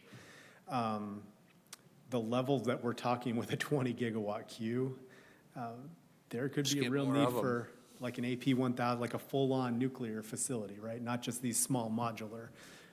You can always chain them together, but, you know, our stance has been that we don't want to be serial number one when it comes to these SMRs. But if there's kind of an adoption rate that shows, that proves reliability, proves that we can do this in an affordable manner, that's something we would consider potentially in the future. But it's, again, we're open to kind of all nuclear options and working with the other utilities in Arizona to do that. You're going nuclear, quote a phrase. Well, but also the question is that if we keep hearing this from all the different power companies, who's going to be first? I don't want to wait 20 years. So I'm just saying somebody or a combined joint effort Correct. might be the best way to go. Because again, if this is 5 years out and you could do it in 3 years, might be the way to work together. And, you know, again, financially, it sounds like long-term that nuclear is going to be, or these mini nukes are going to be the future. But come back to the agenda. Thank you. I know, I saw you. So, but come back to the item. Okay. All right, let's move on to the next slide. So again, I think we talked a little bit about this. You know, really what we're looking for is if we're doing these kind of box 2 type options, it's, you got to bring something that's a full requirements portfolio that gives you reliable service as you evaluate that. But again, it could accelerate speed to service and does provide some pricing because a developer would be funding a significant amount of that, or the cost of all of that infrastructure upgrades. They're going to know what their pricing model potentially looks like for that 20-year period. So we can move on to the next slide. So again, you know, back to what we're looking to do, you know, we're asking customers that are looking for service that are outside of that, the 4.5 gigawatts we've committed to. You're going to have to make, you know, commitments to us under that load commitment agreement that I talked about earlier. The standard term is 15 years. Under our kind of subscription kind of box 2, it's looking like 20 years will be the term. But you're also going to have to ensure that you're able to fund the capital needed to support either option in a manner that does not impact affordability to our existing customers and protects the company financially. You know, again, we can't get our financial metrics in a position where we're downgraded from a credit perspective. That now has an impact to all customers because we're now paying more for the cost of debt. And so all of those things are considered as we're looking at these different options. And, you know, again, we're open to whatever technologies that may be. If it's SMRs in the future, you know, I'm not in those conversations today, but I mean, it's not off the table, I would think, if that's where we're going as a company from a new generation perspective.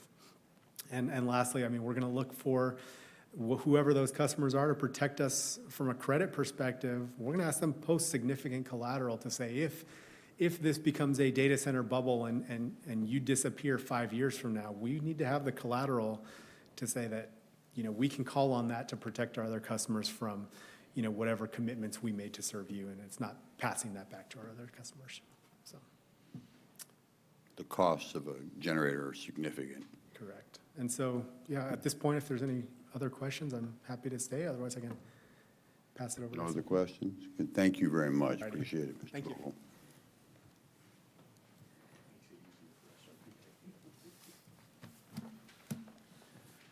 So I'll end it giving you some last-minute advice, so. Good morning. Morning. My name is Nate Tate. I work for SRP. I'm the Director of Transmission Planning. My boss, Zach Heim, gave this presentation previously. We missed the name change on the slide. Apologize. So you're dealing with Nate Tate. Thanks for the opportunity to come and talk to you about the growth that we're experiencing, driven largely by data centers, but other large loads as well. And so happy to have the opportunity to talk about that and what it means for SRP. So a little bit about SRP before I jump into the content. So we're one of the nation's largest public power utilities. We provide water and power to about 2 million people in the valley, the metro Phoenix area. We also manage a pretty extensive watershed that feeds into the Verde and Salt Rivers. Next slide. So we share a lot of the same principles that you heard from APS, and we're dealing with the same challenge and have come to a lot of the same conclusions. And so you'll hear me say a lot of things that really parallel what you heard from APS, but just wanted to put the growth in perspective for you. So this chart shows how our peak load, peak demand has grown going back over 100 years to 1920. And so you can see that there's been periods of time where we've dealt with very significant growth rates. But when you look at what we're dealing with today, the area that's designated in red over there, and what we're forecasting to experience in the future, that chart really shoots up. This is really unprecedented growth for us. And maybe to put that in perspective, we can look at the period of time between 1960 and 1980. That was a big growth period for central Arizona. We saw a 7% annual average growth rate, but that only equated to an expansion of the power system of 72 megawatts a year. So we had to expand the power system so we could incrementally deliver an additional 72 megawatts a year on average during that period.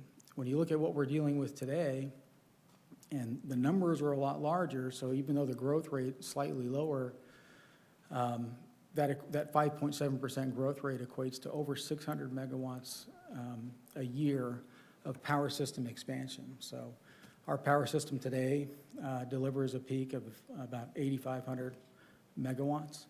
And so adding 600 megawatts in additional capacity every year is what's going to be required for us to deal with the growth that's here. Next slide. This is another view of our growth, shorter period of time, so 2015 to 2035. The dashed line in the center there, that designates where we're at today. And so it shows some historical data from a growth standpoint. So historically, we've grown at about a 2% rate. The large business class, and that's where data centers would be, grew at about 4% historically, 4.7%. But if you look at what we're forecasting and what we're dealing with today, you see a lot of our growth being driven by the large business customer class, which would include data centers. And our forecast shows in 2035 that nearly 40% of our peak demand is going to come from large business customers. And that's significant for a few reasons.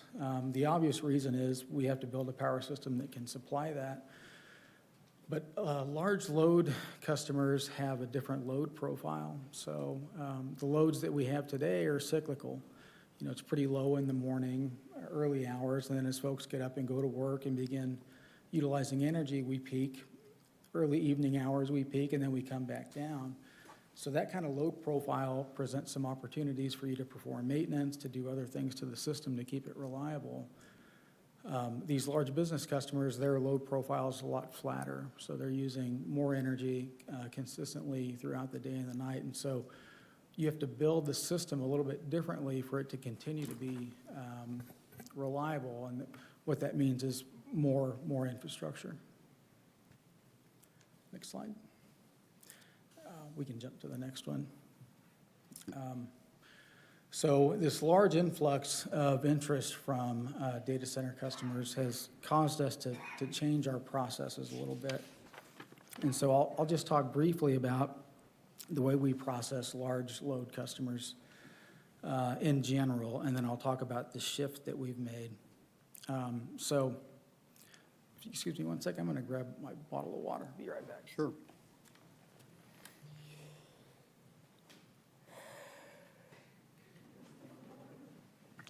Linda, give him a full bottle of water, not the empty one. Come on.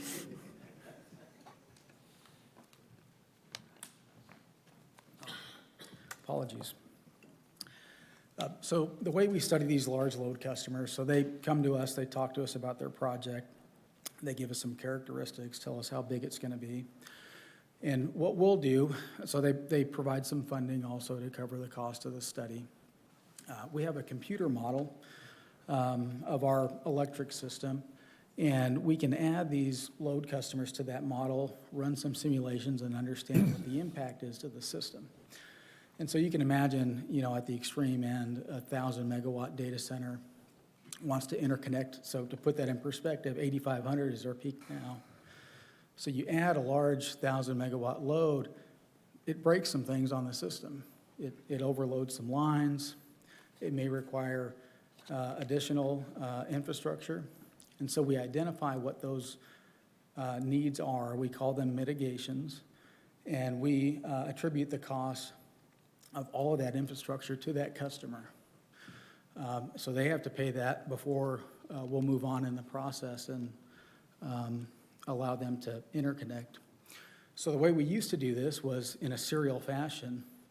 And typically, we'd only have a handful of customers that would come and talk to us. And so, in this example, it's just a week. So Monday, we have a customer. We go through that process. We tell them we need to build 3 new transmission lines. This is how much it's going to cost. You're going to have to pay that.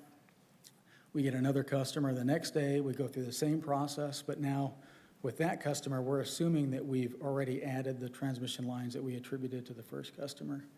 And so these mitigations begin to stack.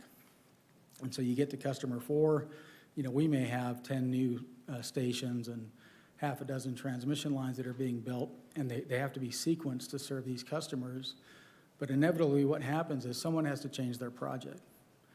Different location, the size of the project changes, and because we've stacked these up, it puts us in a position where we have to restudy all of the projects to really understand what the impacts are to the system, and that's what happens there on Friday with the toppling Jenga tower there.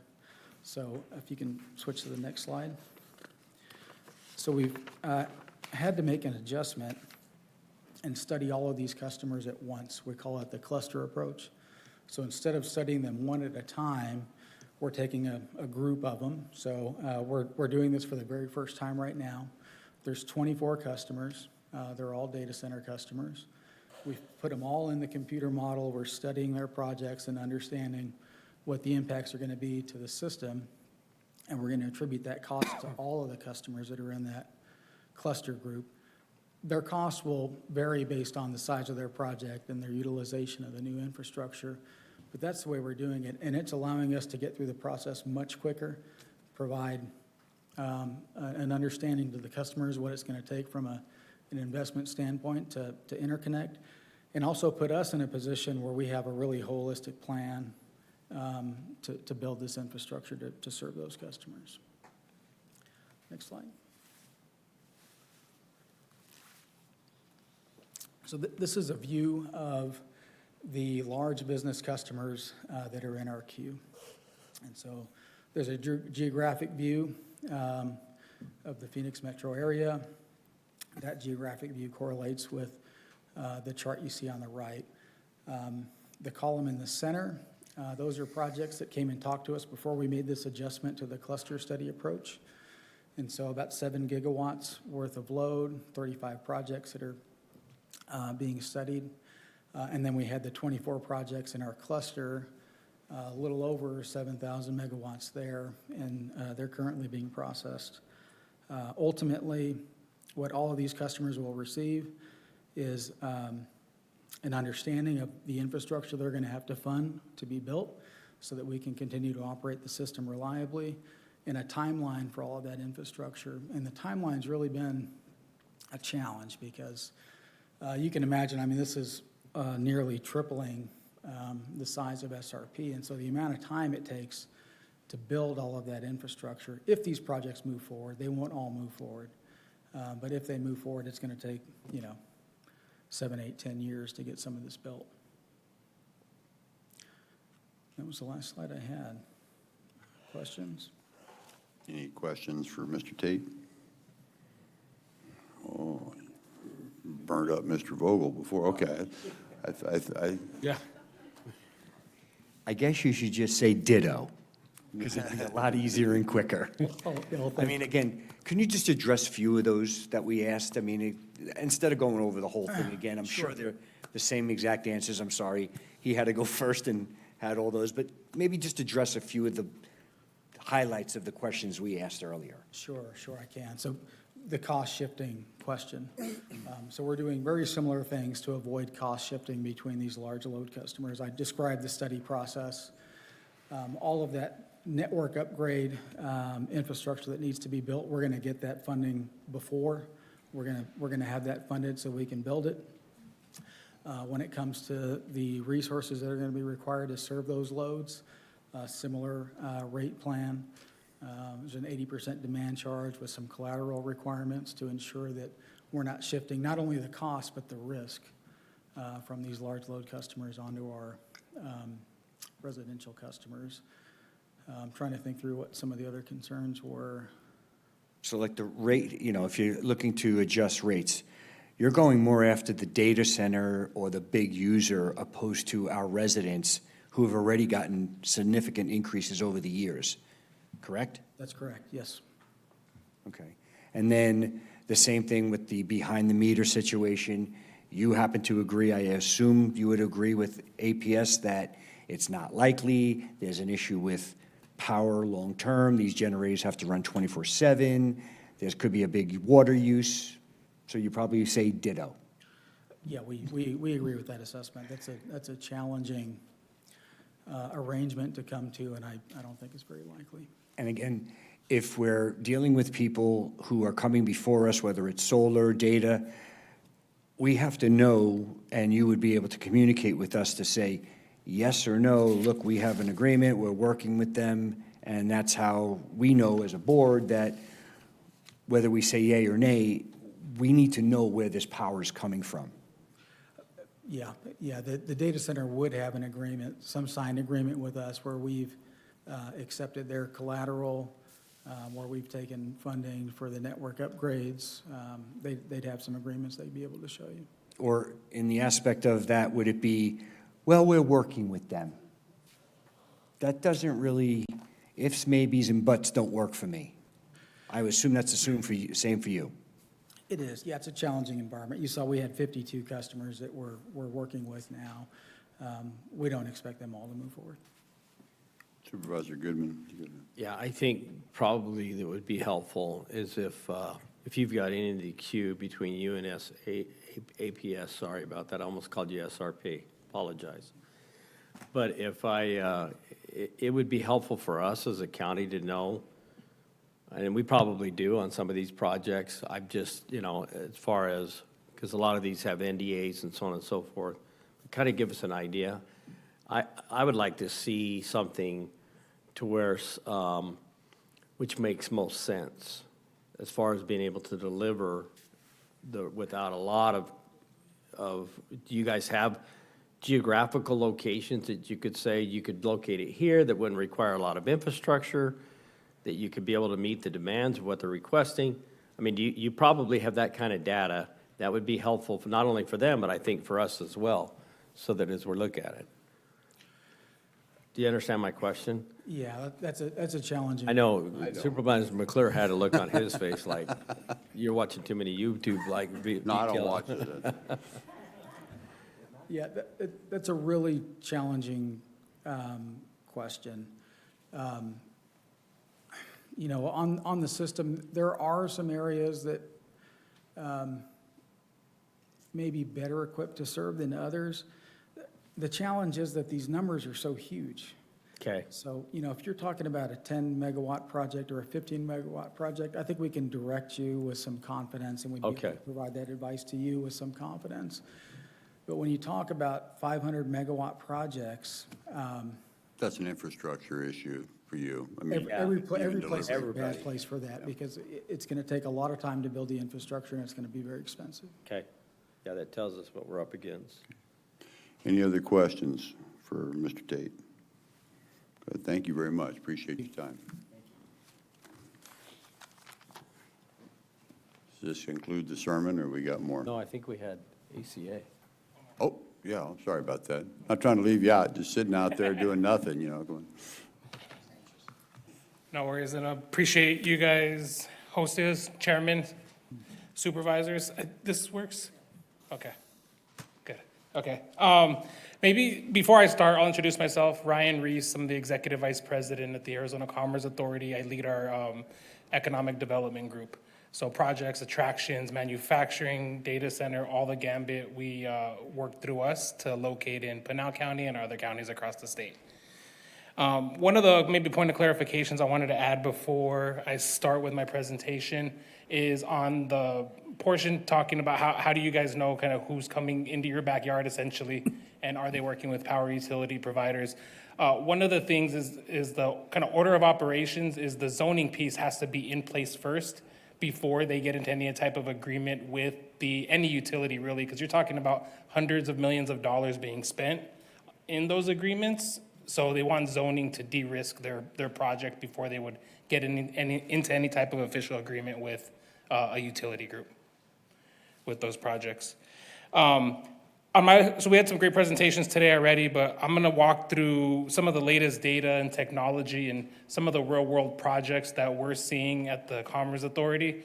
I think it's an important aspect because a lot of what we're talking about here today and what we'll be talking about in the future is data centers that will locate here. A lot of the maybe misconception with narrative is a lot of narrative comes from kind of old technologies or older technologies of data centers that have located 5, 10, 20 years ago. And so I think it's important to kind of identify that. And then one last thing before I start, servers versus data centers. Right? I think on the server side, you're talking files, right? You're talking kind of local IT, an office. Data centers, you're talking complex data sets. You're talking autonomous vehicles, telehealth, and these more complex things that maybe an individual server room or could not handle. So on the data center side, think Waymos, right? Think robotics, think vertical and takeoff landing vehicles that are all autonomous, and think those kind of operations. And I bring that up because the proximity thing is always a debate back and forth. Does it matter kind of where they're at? And I'll get into that in my presentation. But one of the reasons it will matter is the more complex those operations get, the more important that the latency is reduced as close to zero as possible. The one thing I always think of is when they start doing procedures in hospitals with like operating, even if it's a remote operation, when like a surgeon stops moving his hand, you want him to stop moving his hand right then and there, right? That latency is significant. And so I'll get right into my presentation with that. So at a high level, data centers, they're not just really economic development opportunities, right? But we're talking about critical infrastructure. I think we heard it mentioned a couple times about the national security perspective on this. And so another reason why we really want to make sure that this data center growth that we're seeing is happening in the US versus Argentina or China or North Korea or other areas, right? You think of these systems support our military, our financial markets, healthcare systems, and really all of our domestic infrastructure. And what we're seeing is that the location does matter. Increasingly, the national focus is really on building in the capacity in the US. The US does have the largest data center market right now. I think we hold a 44% share of the data center market. And China's right behind us at just under 30%. But what kind of puts that on its head is that the data center market is expected to double by 2030. So when you're talking about that delta of 14%, if it's going to double by 2030, there's no telling where it's going to be and where we want our information held. And the more complex the data sets that data centers kind of tabulate are, the more we want to assure that they're local.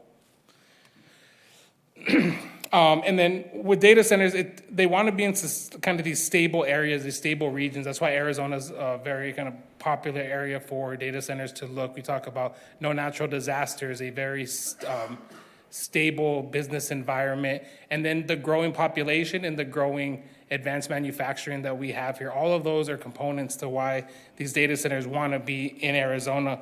As a state, I think everybody's noticed that we've become this advanced manufacturing hub, right? And slowly but surely what we're continuing to become a part of as well is this digital backbone of the country. These data centers that are continuing to grow in Arizona, Mesa has a good chunk of them. Phoenix also has a good chunk of these data centers that are growing in Arizona. And a majority of them are running on some of the latest technology, some of that technology being proven right here in the state. So these digital infrastructure projects, they're working really with artificial intelligence, cloud computing. We mentioned the healthcare systems, financial services, but also on Main Street, right? The small business digital services. A lot of this stuff, when a small business doesn't have a full marketing team, they go to ChatGPT or some type of AI to help with their marketing. And so it's not just these major corporations, but these small businesses that use it as well, right? Nearly every digital interaction that happens today, from telehealth to financial services, all of that goes through a data center in one shape or form. And all of that depends on infrastructure. And so right now, I mentioned by 2030, they're expected to double the footprint of data centers. Where that goes is really going to be dependent on where it's welcome, right? And I don't necessarily just mean Arizona, but what country it's most welcome in. That's where those are going to locate. So the question it really is, who's going to capitalize on it and who's going to kind of plan it into their development. And I think that's where we have a strategic advantage as a state, and I think that's where Pinal County has a strategic advantage as well. If you look here, we've heard a lot about the water use, or I think the presentation before me really touched on really maybe like the lack of water use, right? But a lot of the technology, all the projects we're seeing site in the last year and in the next 3 to 5 years, all of them are using closed loop systems. And what that closed loop system is one injection of water, and then from there, there's a slight top off after that. But what that isn't is constant, like evaporative. Think of like air conditioning versus like evaporative cooling, right? Like you're not seeing constant water go in and out and rush through our wastewater treatment facilities.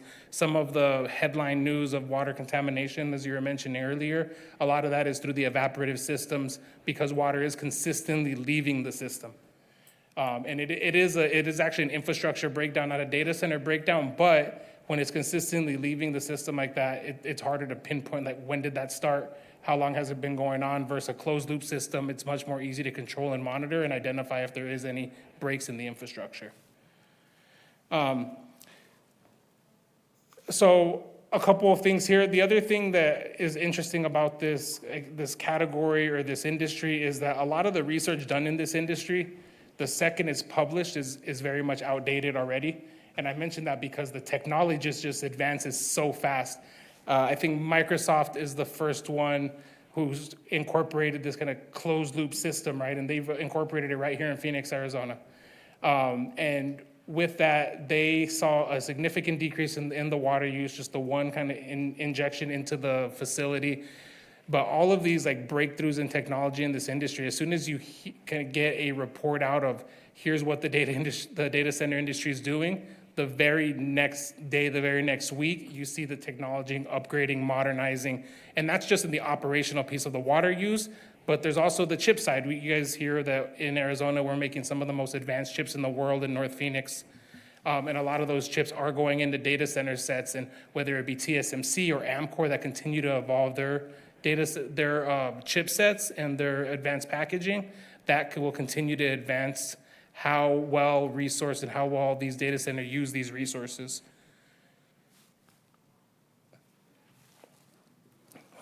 So a couple of things. I think the three major categories that we typically touch on with data center really are power, water, and then community impact and economic impact, right? The community and economic impact, I can bunch into one. So on power, this is a common concern that we hear across the cost to the existing customers. I think you heard from our electric utilities already, right? It's the kind of the strategic partnership for growth, or the pay for growth philosophy that the APS and SRP have and TEP has as well. And this, I think they did a great job at learning from the mistakes of others, maybe learning from unregulated markets across the country, learning from other even regulated markets, and really seeing like, how do we not leave excess capacity or stranded costs on the ratepayer, and how does that go directly to the end user that's incurring those costs? And so with their program and that kind of pay for growth philosophy, it's really been effective, and it really separates call them hyperscalers, or the companies that are really looking to grow in the area versus maybe the more speculative projects. And just like any other type of project, there's, whether it be manufacturing, R&D, or data center, there's definitely great partners to have, and there's maybe not so great partners to have, right? And when you talk about the hyperscalers and you talk about staying at the cutting edge of data center or advanced manufacturing, those are the groups you want to be with. You want to be with the hyperscalers as they advance their technology, and they advance their technology in our state. The other thing to include on the power side is, I think they touched on it, but it includes generation, transmission, and distribution upgrades, right? So there is no cost kind of unseated when it comes to these extreme users, and whether it be a advanced manufacturer that's a very high user or a data center that's a very high user. On the utility side, they're bunched into the same bucket. The second one we'll talk a little bit about is noise. So one of the narratives that goes around more commonly is you can always hear the noise or the buzz of the data centers. A lot of where that comes from is actually the cooling towers from the EVAP systems. The newer systems, the closed loop systems, have done away with that stack and that cooling tower. So that buzz is no longer actually a factor. 45 to 50 dBA is where these modern data centers are have their kind of noise at, and we equate that to like a side residential street or like a conversation in a backyard. So at the end of their property line, that's the volume that you'll hear at the end of their site.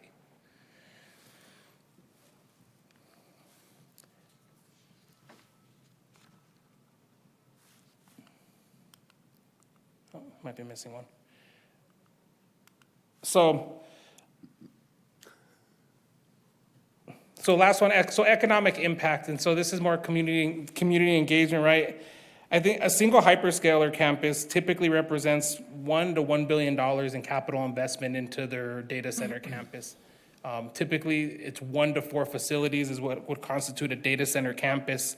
During construction, that can be anywhere from 500 to 2,000 construction jobs. The interesting thing about these, typically categorize construction job as temporary jobs. Right, these data centers, they work in phases. So typically it's 2 to 4 phases. The construction will take, call it 2 years for their first phase, 2 to 3 years, and then their second phase an additional 2 to 3 years. And so if they're doing 4 buildings, they're in 4 phases. So it can almost go past 10 years up to the 12-year mark for these like quote unquote temporary jobs, right? And I think that's an important key thing to touch on. The activities sustained over a long period of time for these construction jobs. But then the other kind of misnomer, especially with these advanced facilities, is the permanent jobs, especially with the hyperscalers.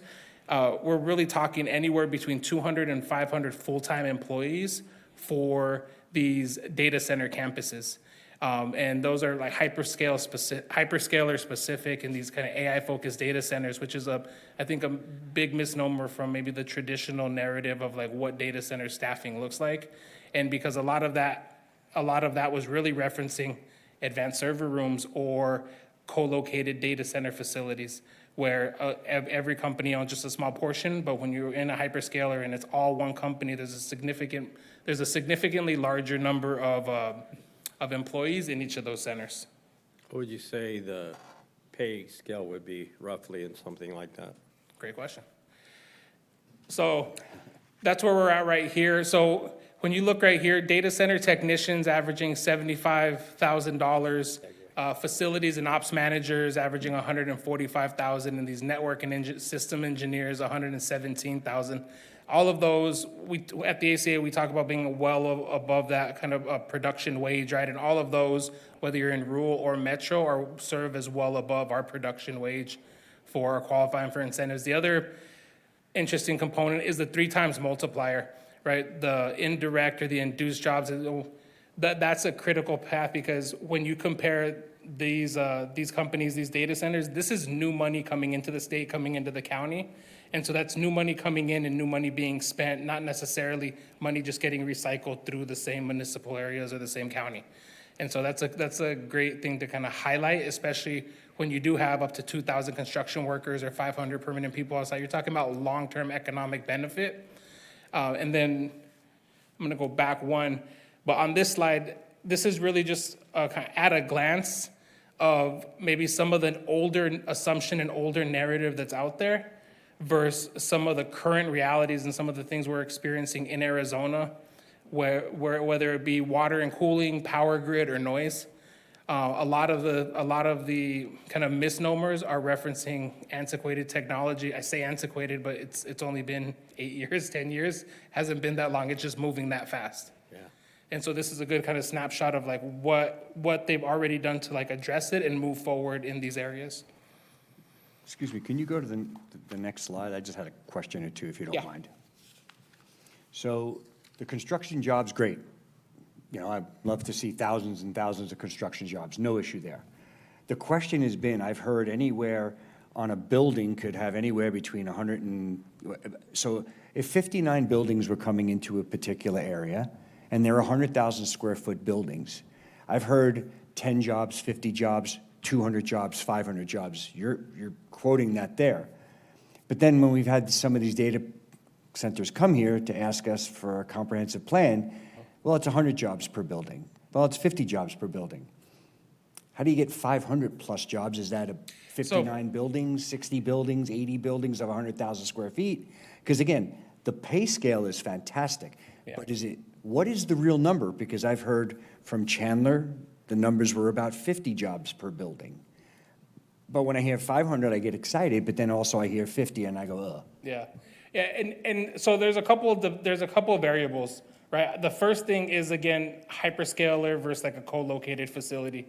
I would say, like, think of it as like a shopping center, right? When every kind of cubby is a different company, the permanent employees there are not likely to be many, and the quote-unquote permanent employees that are there are likely contracted, which we don't necessarily count as employees because they're contracted through a third party that was likely already here.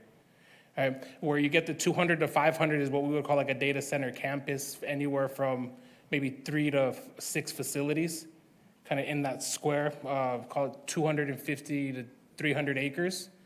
It has 4 unique facilities, and that's where you get that 200 to 500 employee count. So a campus, not necessarily a single building, but there are very few hyperscalers that are just going to build a single building. They're likely going to build a campus of at least 4, and then within a 50-mile proximity, build another one and another one to really enhance the network effect of the data center. In addition to that, look at the last number there, 3 times. I think that's, you know, that's hard to calculate what the indirect or what's going to be induced because of all of this. I mean, the whole industry itself is evolving. Yeah. From where it was to where it is today. And it's even going to involve more, it's going to go even more than that. I mean, I do like some of the things that everybody's been saying in that. I mean, I think of it as when I first opened up my office, I went into an executive suite. I rented and we had a common receptionist out at the front. And I think based on what the first discussion in the beginning, the young lady that introduced us, the whole system in the first place, talked about that concept.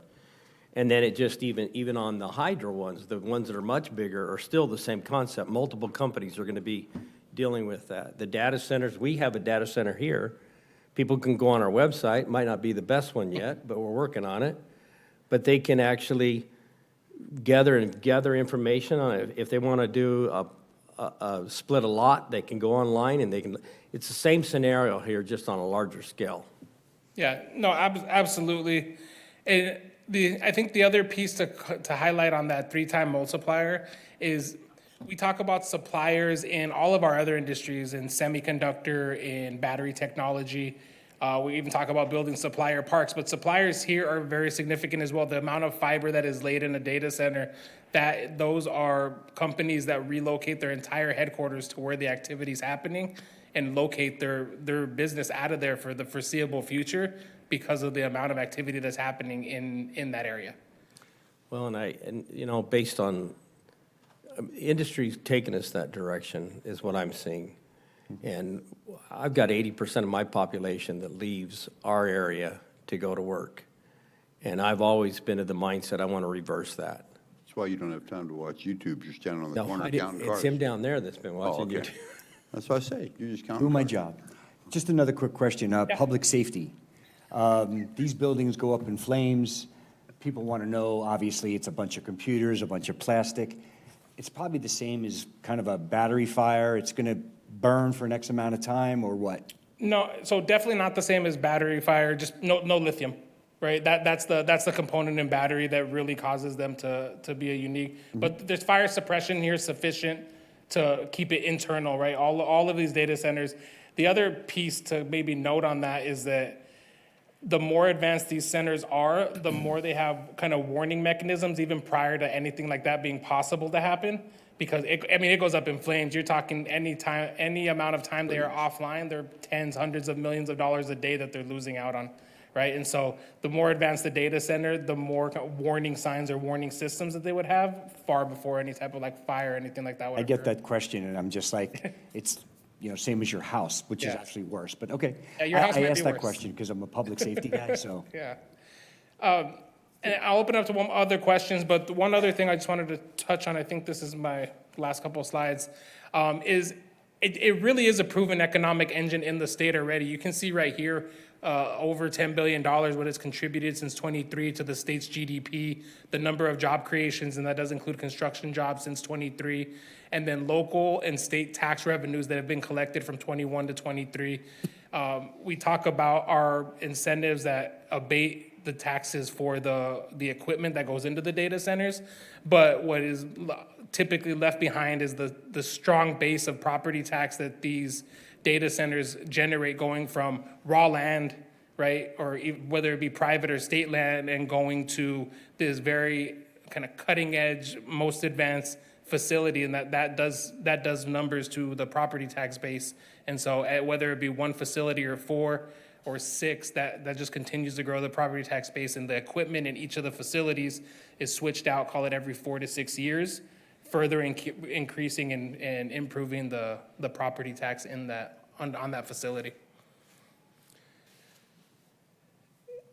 And then this is the other thing and you guys we touched on this a little bit, but just the long-term thinking, right? Long-term thinking, one of the great things about being in Pinal County is that there is the opportunity to pick the development, pick where it's going, right? You're not trying to infill a data center right in the middle of a city. You can very much project and move out what these data centers will look like, make sure that they're in close proximity to advanced manufacturing, and make sure that you have the areas where you want them to be. And I know we work with your economic development team on a regular basis when we're citing advanced manufacturers and other projects. And when we work with them, with Leo and Joel, and when we work at the utilities, that's exactly what we're looking for. Like, hey, what makes sense? What do you guys have planned here? Where does it make the most sense to be here? Right? And so I think that's maybe the gold standard of what the kind of good neighbor looks like. We want to make sure we're citing these in good places. Thank you. Supervisor Surtee, that one over there. You have a question? So this might be I asked questions from the electric companies, and they didn't have the answers, of course, because it's not their specialty. And this might be our only chance to get some answers, because usually we're dealing with lobbyists and developers. They just want their projects approved, so they'll tell us whatever they think we want to hear. But I still had some questions out there. How much when is enough? And do we benefit from them in other areas? If we do, then we don't really need to keep pace. We don't want Pinal County to fall behind other counties or other states. So do we need to keep bringing these here in order to keep pace? When you're talking about bringing things like Waymo, people don't care about Waymo. If we never see one of those, so that's not even on, we represent the citizens. We don't care what the developers think or what Waymo or people like that are going to do. And also, and we also have to weigh up here, if we're bringing in 500 jobs for this data center, are we costing 20,000 jobs that they'll be replacing by technology that this would? Now, is it inevitable that that's going to happen anyway? But my main questions are, how saturated do we have to be? Are they like cell towers, or can we benefit from them from other areas? Yeah, so I'll touch on the AI piece, maybe like on the job loss versus creation, right? Because obviously at the Commerce Authority, our whole premise is job creation in advanced industries. And one of the big thing with AI and kind of this job is we see it more as an additive versus kind of a full replacement when it comes to positions, right? It wasn't too long ago when it was like Henry Ford and the Ford assembly line, right? And there was somebody to put together the widget and then inspect the widget and then tighten the, like everybody did one thing or another, right? And now, like maybe 3 or 4 of those jobs are one job, but it is not an entry-level job. It is an hourly technician that makes a great wage. I mean, Lucid Motors is a great example, right? An hourly technician that makes great wage and is able to kind of provide for the family. And so I think we see AI and like the evolution of it more as that, where it's going to enhance and make people more productive in their jobs, not necessarily replace jobs, at least, I mean, in our lifetime. On the other side, the when is enough? On the data center side, right now, they're building out capacity. That's what's happening, right? I think of it very much like the electrifying the US, right? They're building out capacity right now. And so even right now, latency and proximity is important for key categories. And I reference Waymo as an example. And it's those kind of technologies, like they're not important until they are, right? I know Pinal County is growing very, very quickly. And so with the manufacturing you have here in a very short amount of time, you're going to start trying to attract headquarters here. And then they're going to be looking at amenities. And some of those amenities are going to be robo-taxis and some of these other things that rely on data centers to really kind of push it forward, right? But there doesn't have to be one. They're not going to be like cell towers where they have to be on every corner. I think the better way to look at it is you want, just like road infrastructure, is you want to be ahead of it. You want to build and plan for the future, because the more complex that these data sets get, the more that latency is going to be critical. The faster the technology gets in these data centers, the more it's going to be important that they're more local than across the world or across the country. And the more of our personal, like as a population, the more of our personal information, whether it be healthcare or otherwise, that we put in there, the more critical it's going to be that we want it in close proximity. Does that answer that? More so, yes.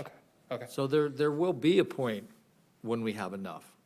And like you already said, we don't know how many Mesa have made in Maricopa County, because we only hear our news out here. And, we heard that, Tucson didn't approve that huge one down there. It would have been one of the biggest ones. And I know Queen Creek, they want everything. Yeah, bring it up here, we'll take it, and. It'll be industry-driven, I would imagine. Yeah. Yeah, and I think it's going to be a balance, right? Like as you get further and further built out, I think it's going to be one of those topics where you have to like continue to evaluate as you're 85, 90, 95% like built out, the space that is available that's remaining, it's something that you'll have to evaluate. What is the best and highest use for that space? And looking at those structures, 30 years from now, when this is all obsolete, you can't use those as warehouses. They'll be homeless shelters. I don't think they, exactly. Yeah, I I was don't like, think they can be repurposed for, I won't predict 30 years from now, but yeah. never know. All the people that you put out of a job will be living in those, so it'll be fine. It'll be fine. Okay. Any other questions for Mr. Tate? I'm sorry, for Mr. Reese. No. Thank you, Thank Mr. you. Reese. Appreciate it. All right. All right. I think that concludes thank you. We will then now move on to item number 6, which is Pinal County Development Services. And I believe, Mr. Denton, you are up. You've been so patient. Thank you. But what did you learn? I mean, I learned a lot. I don't there you know about go. you guys, but I did. I appreciate it. Thank you all for coming today. APS, SRP, ASU, ACA, everybody, thank you. Well, good afternoon. I'm Dedrick Denton. I'm the Interim Community Development Director. And today I have the pleasure to present the Hillside Development Standards to the board. And as part of this code update, this particular ordinance is a provision in the ordinance to allow some flexible development in the hillside, or a lot that is considered a hillside. Currently, we don't have like any standards out there, so, but this provision is to help to create that flexibility so people can build above that 15% slope line, and then also protect the hillside as well. So did you just say build it quick before we put a standard in place? Did what? Build it quick before we put a standard in place? Is that what you just said? No, Oh, okay, just say. no, we don't want to mention that. So I want to talk about like the purpose and intent. And then also I want to go and do an overview of the regulations, the draft regulations.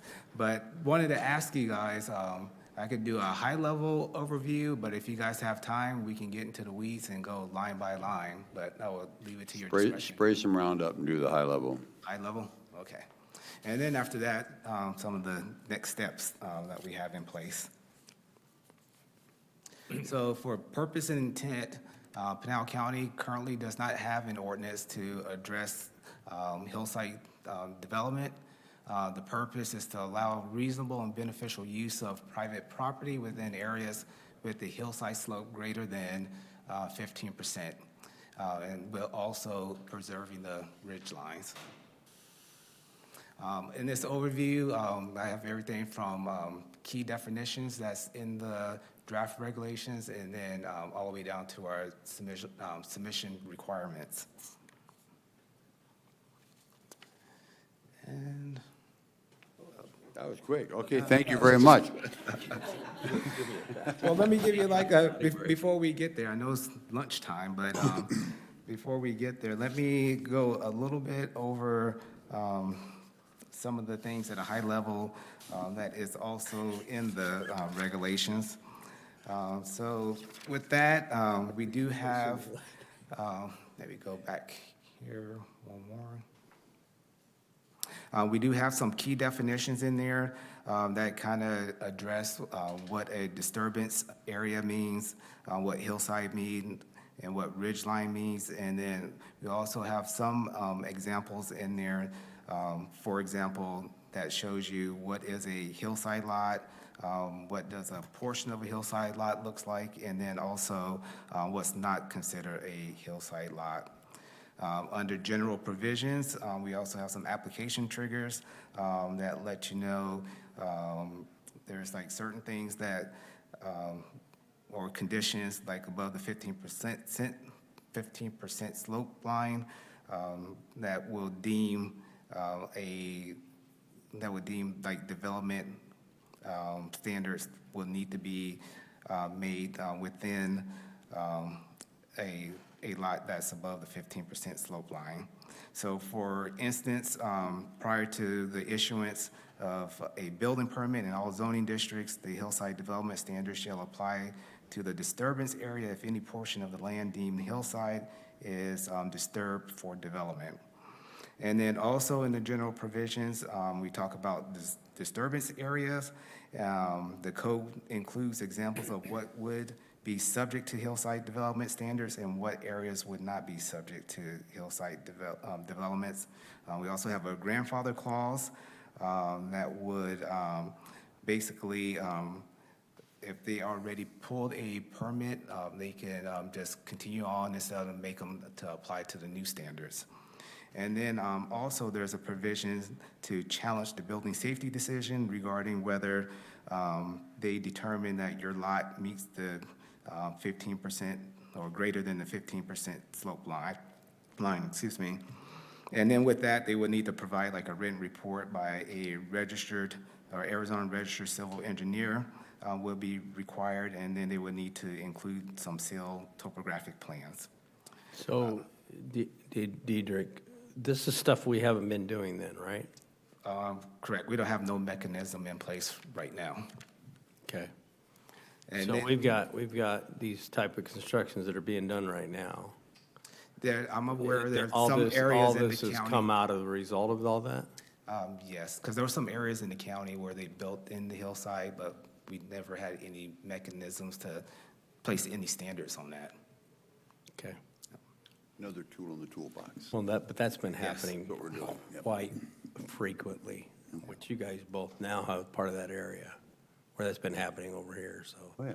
Good luck. I live on a hilltop, so. Oh, yeah.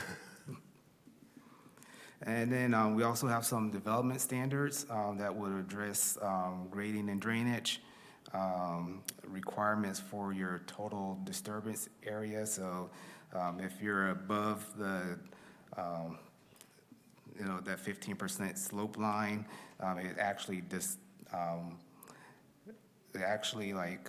carve out what area of the lot that you can disturb. So it's 35% of the gross total lot area, or 20,000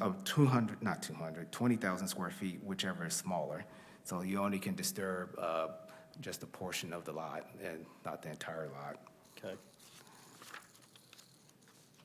We also have some requirements for sewage and disposal systems. There are some requirements for utility lines, driveway requirements. We want to make sure like the road leading up to your hillside is not too steep. Typically like 12% like grade. Yep, we don't want them to get too steep. And then also for roadways, making sure that the related hillside disturbance shall not contain within dedicated right-of-ways, subdivision, private street tracts, or easements. Roadways within easements are included in the maximum gross lot disturbance, and then roadway maximum slopes for public streets shall adhere to the requirements of the Pinal County Subdivision and Infrastructure Design Manual. We do have some requirements for the building and structure, that no building or structure shall be placed outside of the lot buildable area within any portion of a required yard that has a hillside slope. This shall not be construed to prevent relief from the standards with an approval of a special use permit. Some drainage requirements, and then cut and fill slope requirements. Some requirements for retaining walls, that the finished surface of any retaining wall shall blend into the natural setting. Some requirements for fill pad requirements. Fill pads higher than 10 feet shall be designed by a geotechnical engineer. We also have some requirements in there for slope stabilization and restoration. And then the next section of the ordinance deals with height regulation. So on the hillside property of any property, the height of all building and structure shall not exceed the 30-foot plane parallel to the average natural slope. This is measured vertically from the ground of the natural slope through any building cross-section to the 30-foot plane parallel to the average natural slope, so so the building doesn't get like too high up. There's some maximum height for the retaining wall, that it should be no more than 8 feet, and then some, and then for the retaining wall, there's some like color treatment and texture and stuff, so it can blend in with the surrounding area. Do we have pictures to go with this? It's in your packet, it was in the packet. No, I know, but I mean, I'm just, You just want, no, you're no. gonna color them now? Well, I'm a visual kind of a guy, and I know some of them out there are visual. Oh, we do have. You do have pictures. I saw the And just packet. just so all these. Oh, yeah, I mean, okay, You there guys you go. wrote all this That's- stuff that's- up. That's a picture, look. No, but I was There's just looking, oh, there we go. That's one Okay, for the that's a building good height. picture. But when you wrote all But this we don't stuff have up. colors, though. Oh, man, well, get your crayons quick. When you did all this stuff, I mean, you took this from someone that's already done this? Did we just Yeah. write them from scratch? Yeah, they looked at other areas like Maricopa County in the valley. And then we also had our county engineer look at them as well. Ex-county engineer? Yes, Yeah. sadly, but Just, I'm ex-county. pointing, Some cases, ex-friend. So anyway, okay, Yeah. but I'm just saying, but we took Yes. those things and looked at them, Yep. tailored them to Pinal County. Okay, Yep. good, thank you. You got it. And then the last section of the ordinance just deal with procedural, like basically submitting. So they got to submit a plot plan, and then the plot plan basically has to include a contour interval not exceeding 2-foot intervals, a topographic survey prepared and sealed by a civil engineer, and then the scale of your site plan. And then they also need to show some cross-sections and graphical depictions of all the disturbed areas and show the proposed methods of the final treatment. A grading and drainage plan will be required, the location of all proposed utility lines, septic tanks, and sewage disposal area, legal description, and then some more, like the table for the actual plot plan. Would need to be some of those things they would need to submit for us for review. That's good. It needs And- to be that thorough. Yeah. And then our next step, after this meeting, we do have a list of about 15 folks that we identified that would be in our stakeholders group. So we're going to send this information out to them to get some comments and feedback from them. We also is working on a website that's kind of similar to the subdivision regulations, so we can post it online so people can take a look and Those- comment on it. Those folks that are is this to prioritize? Is that what that's about? Well, not fall into prioritize.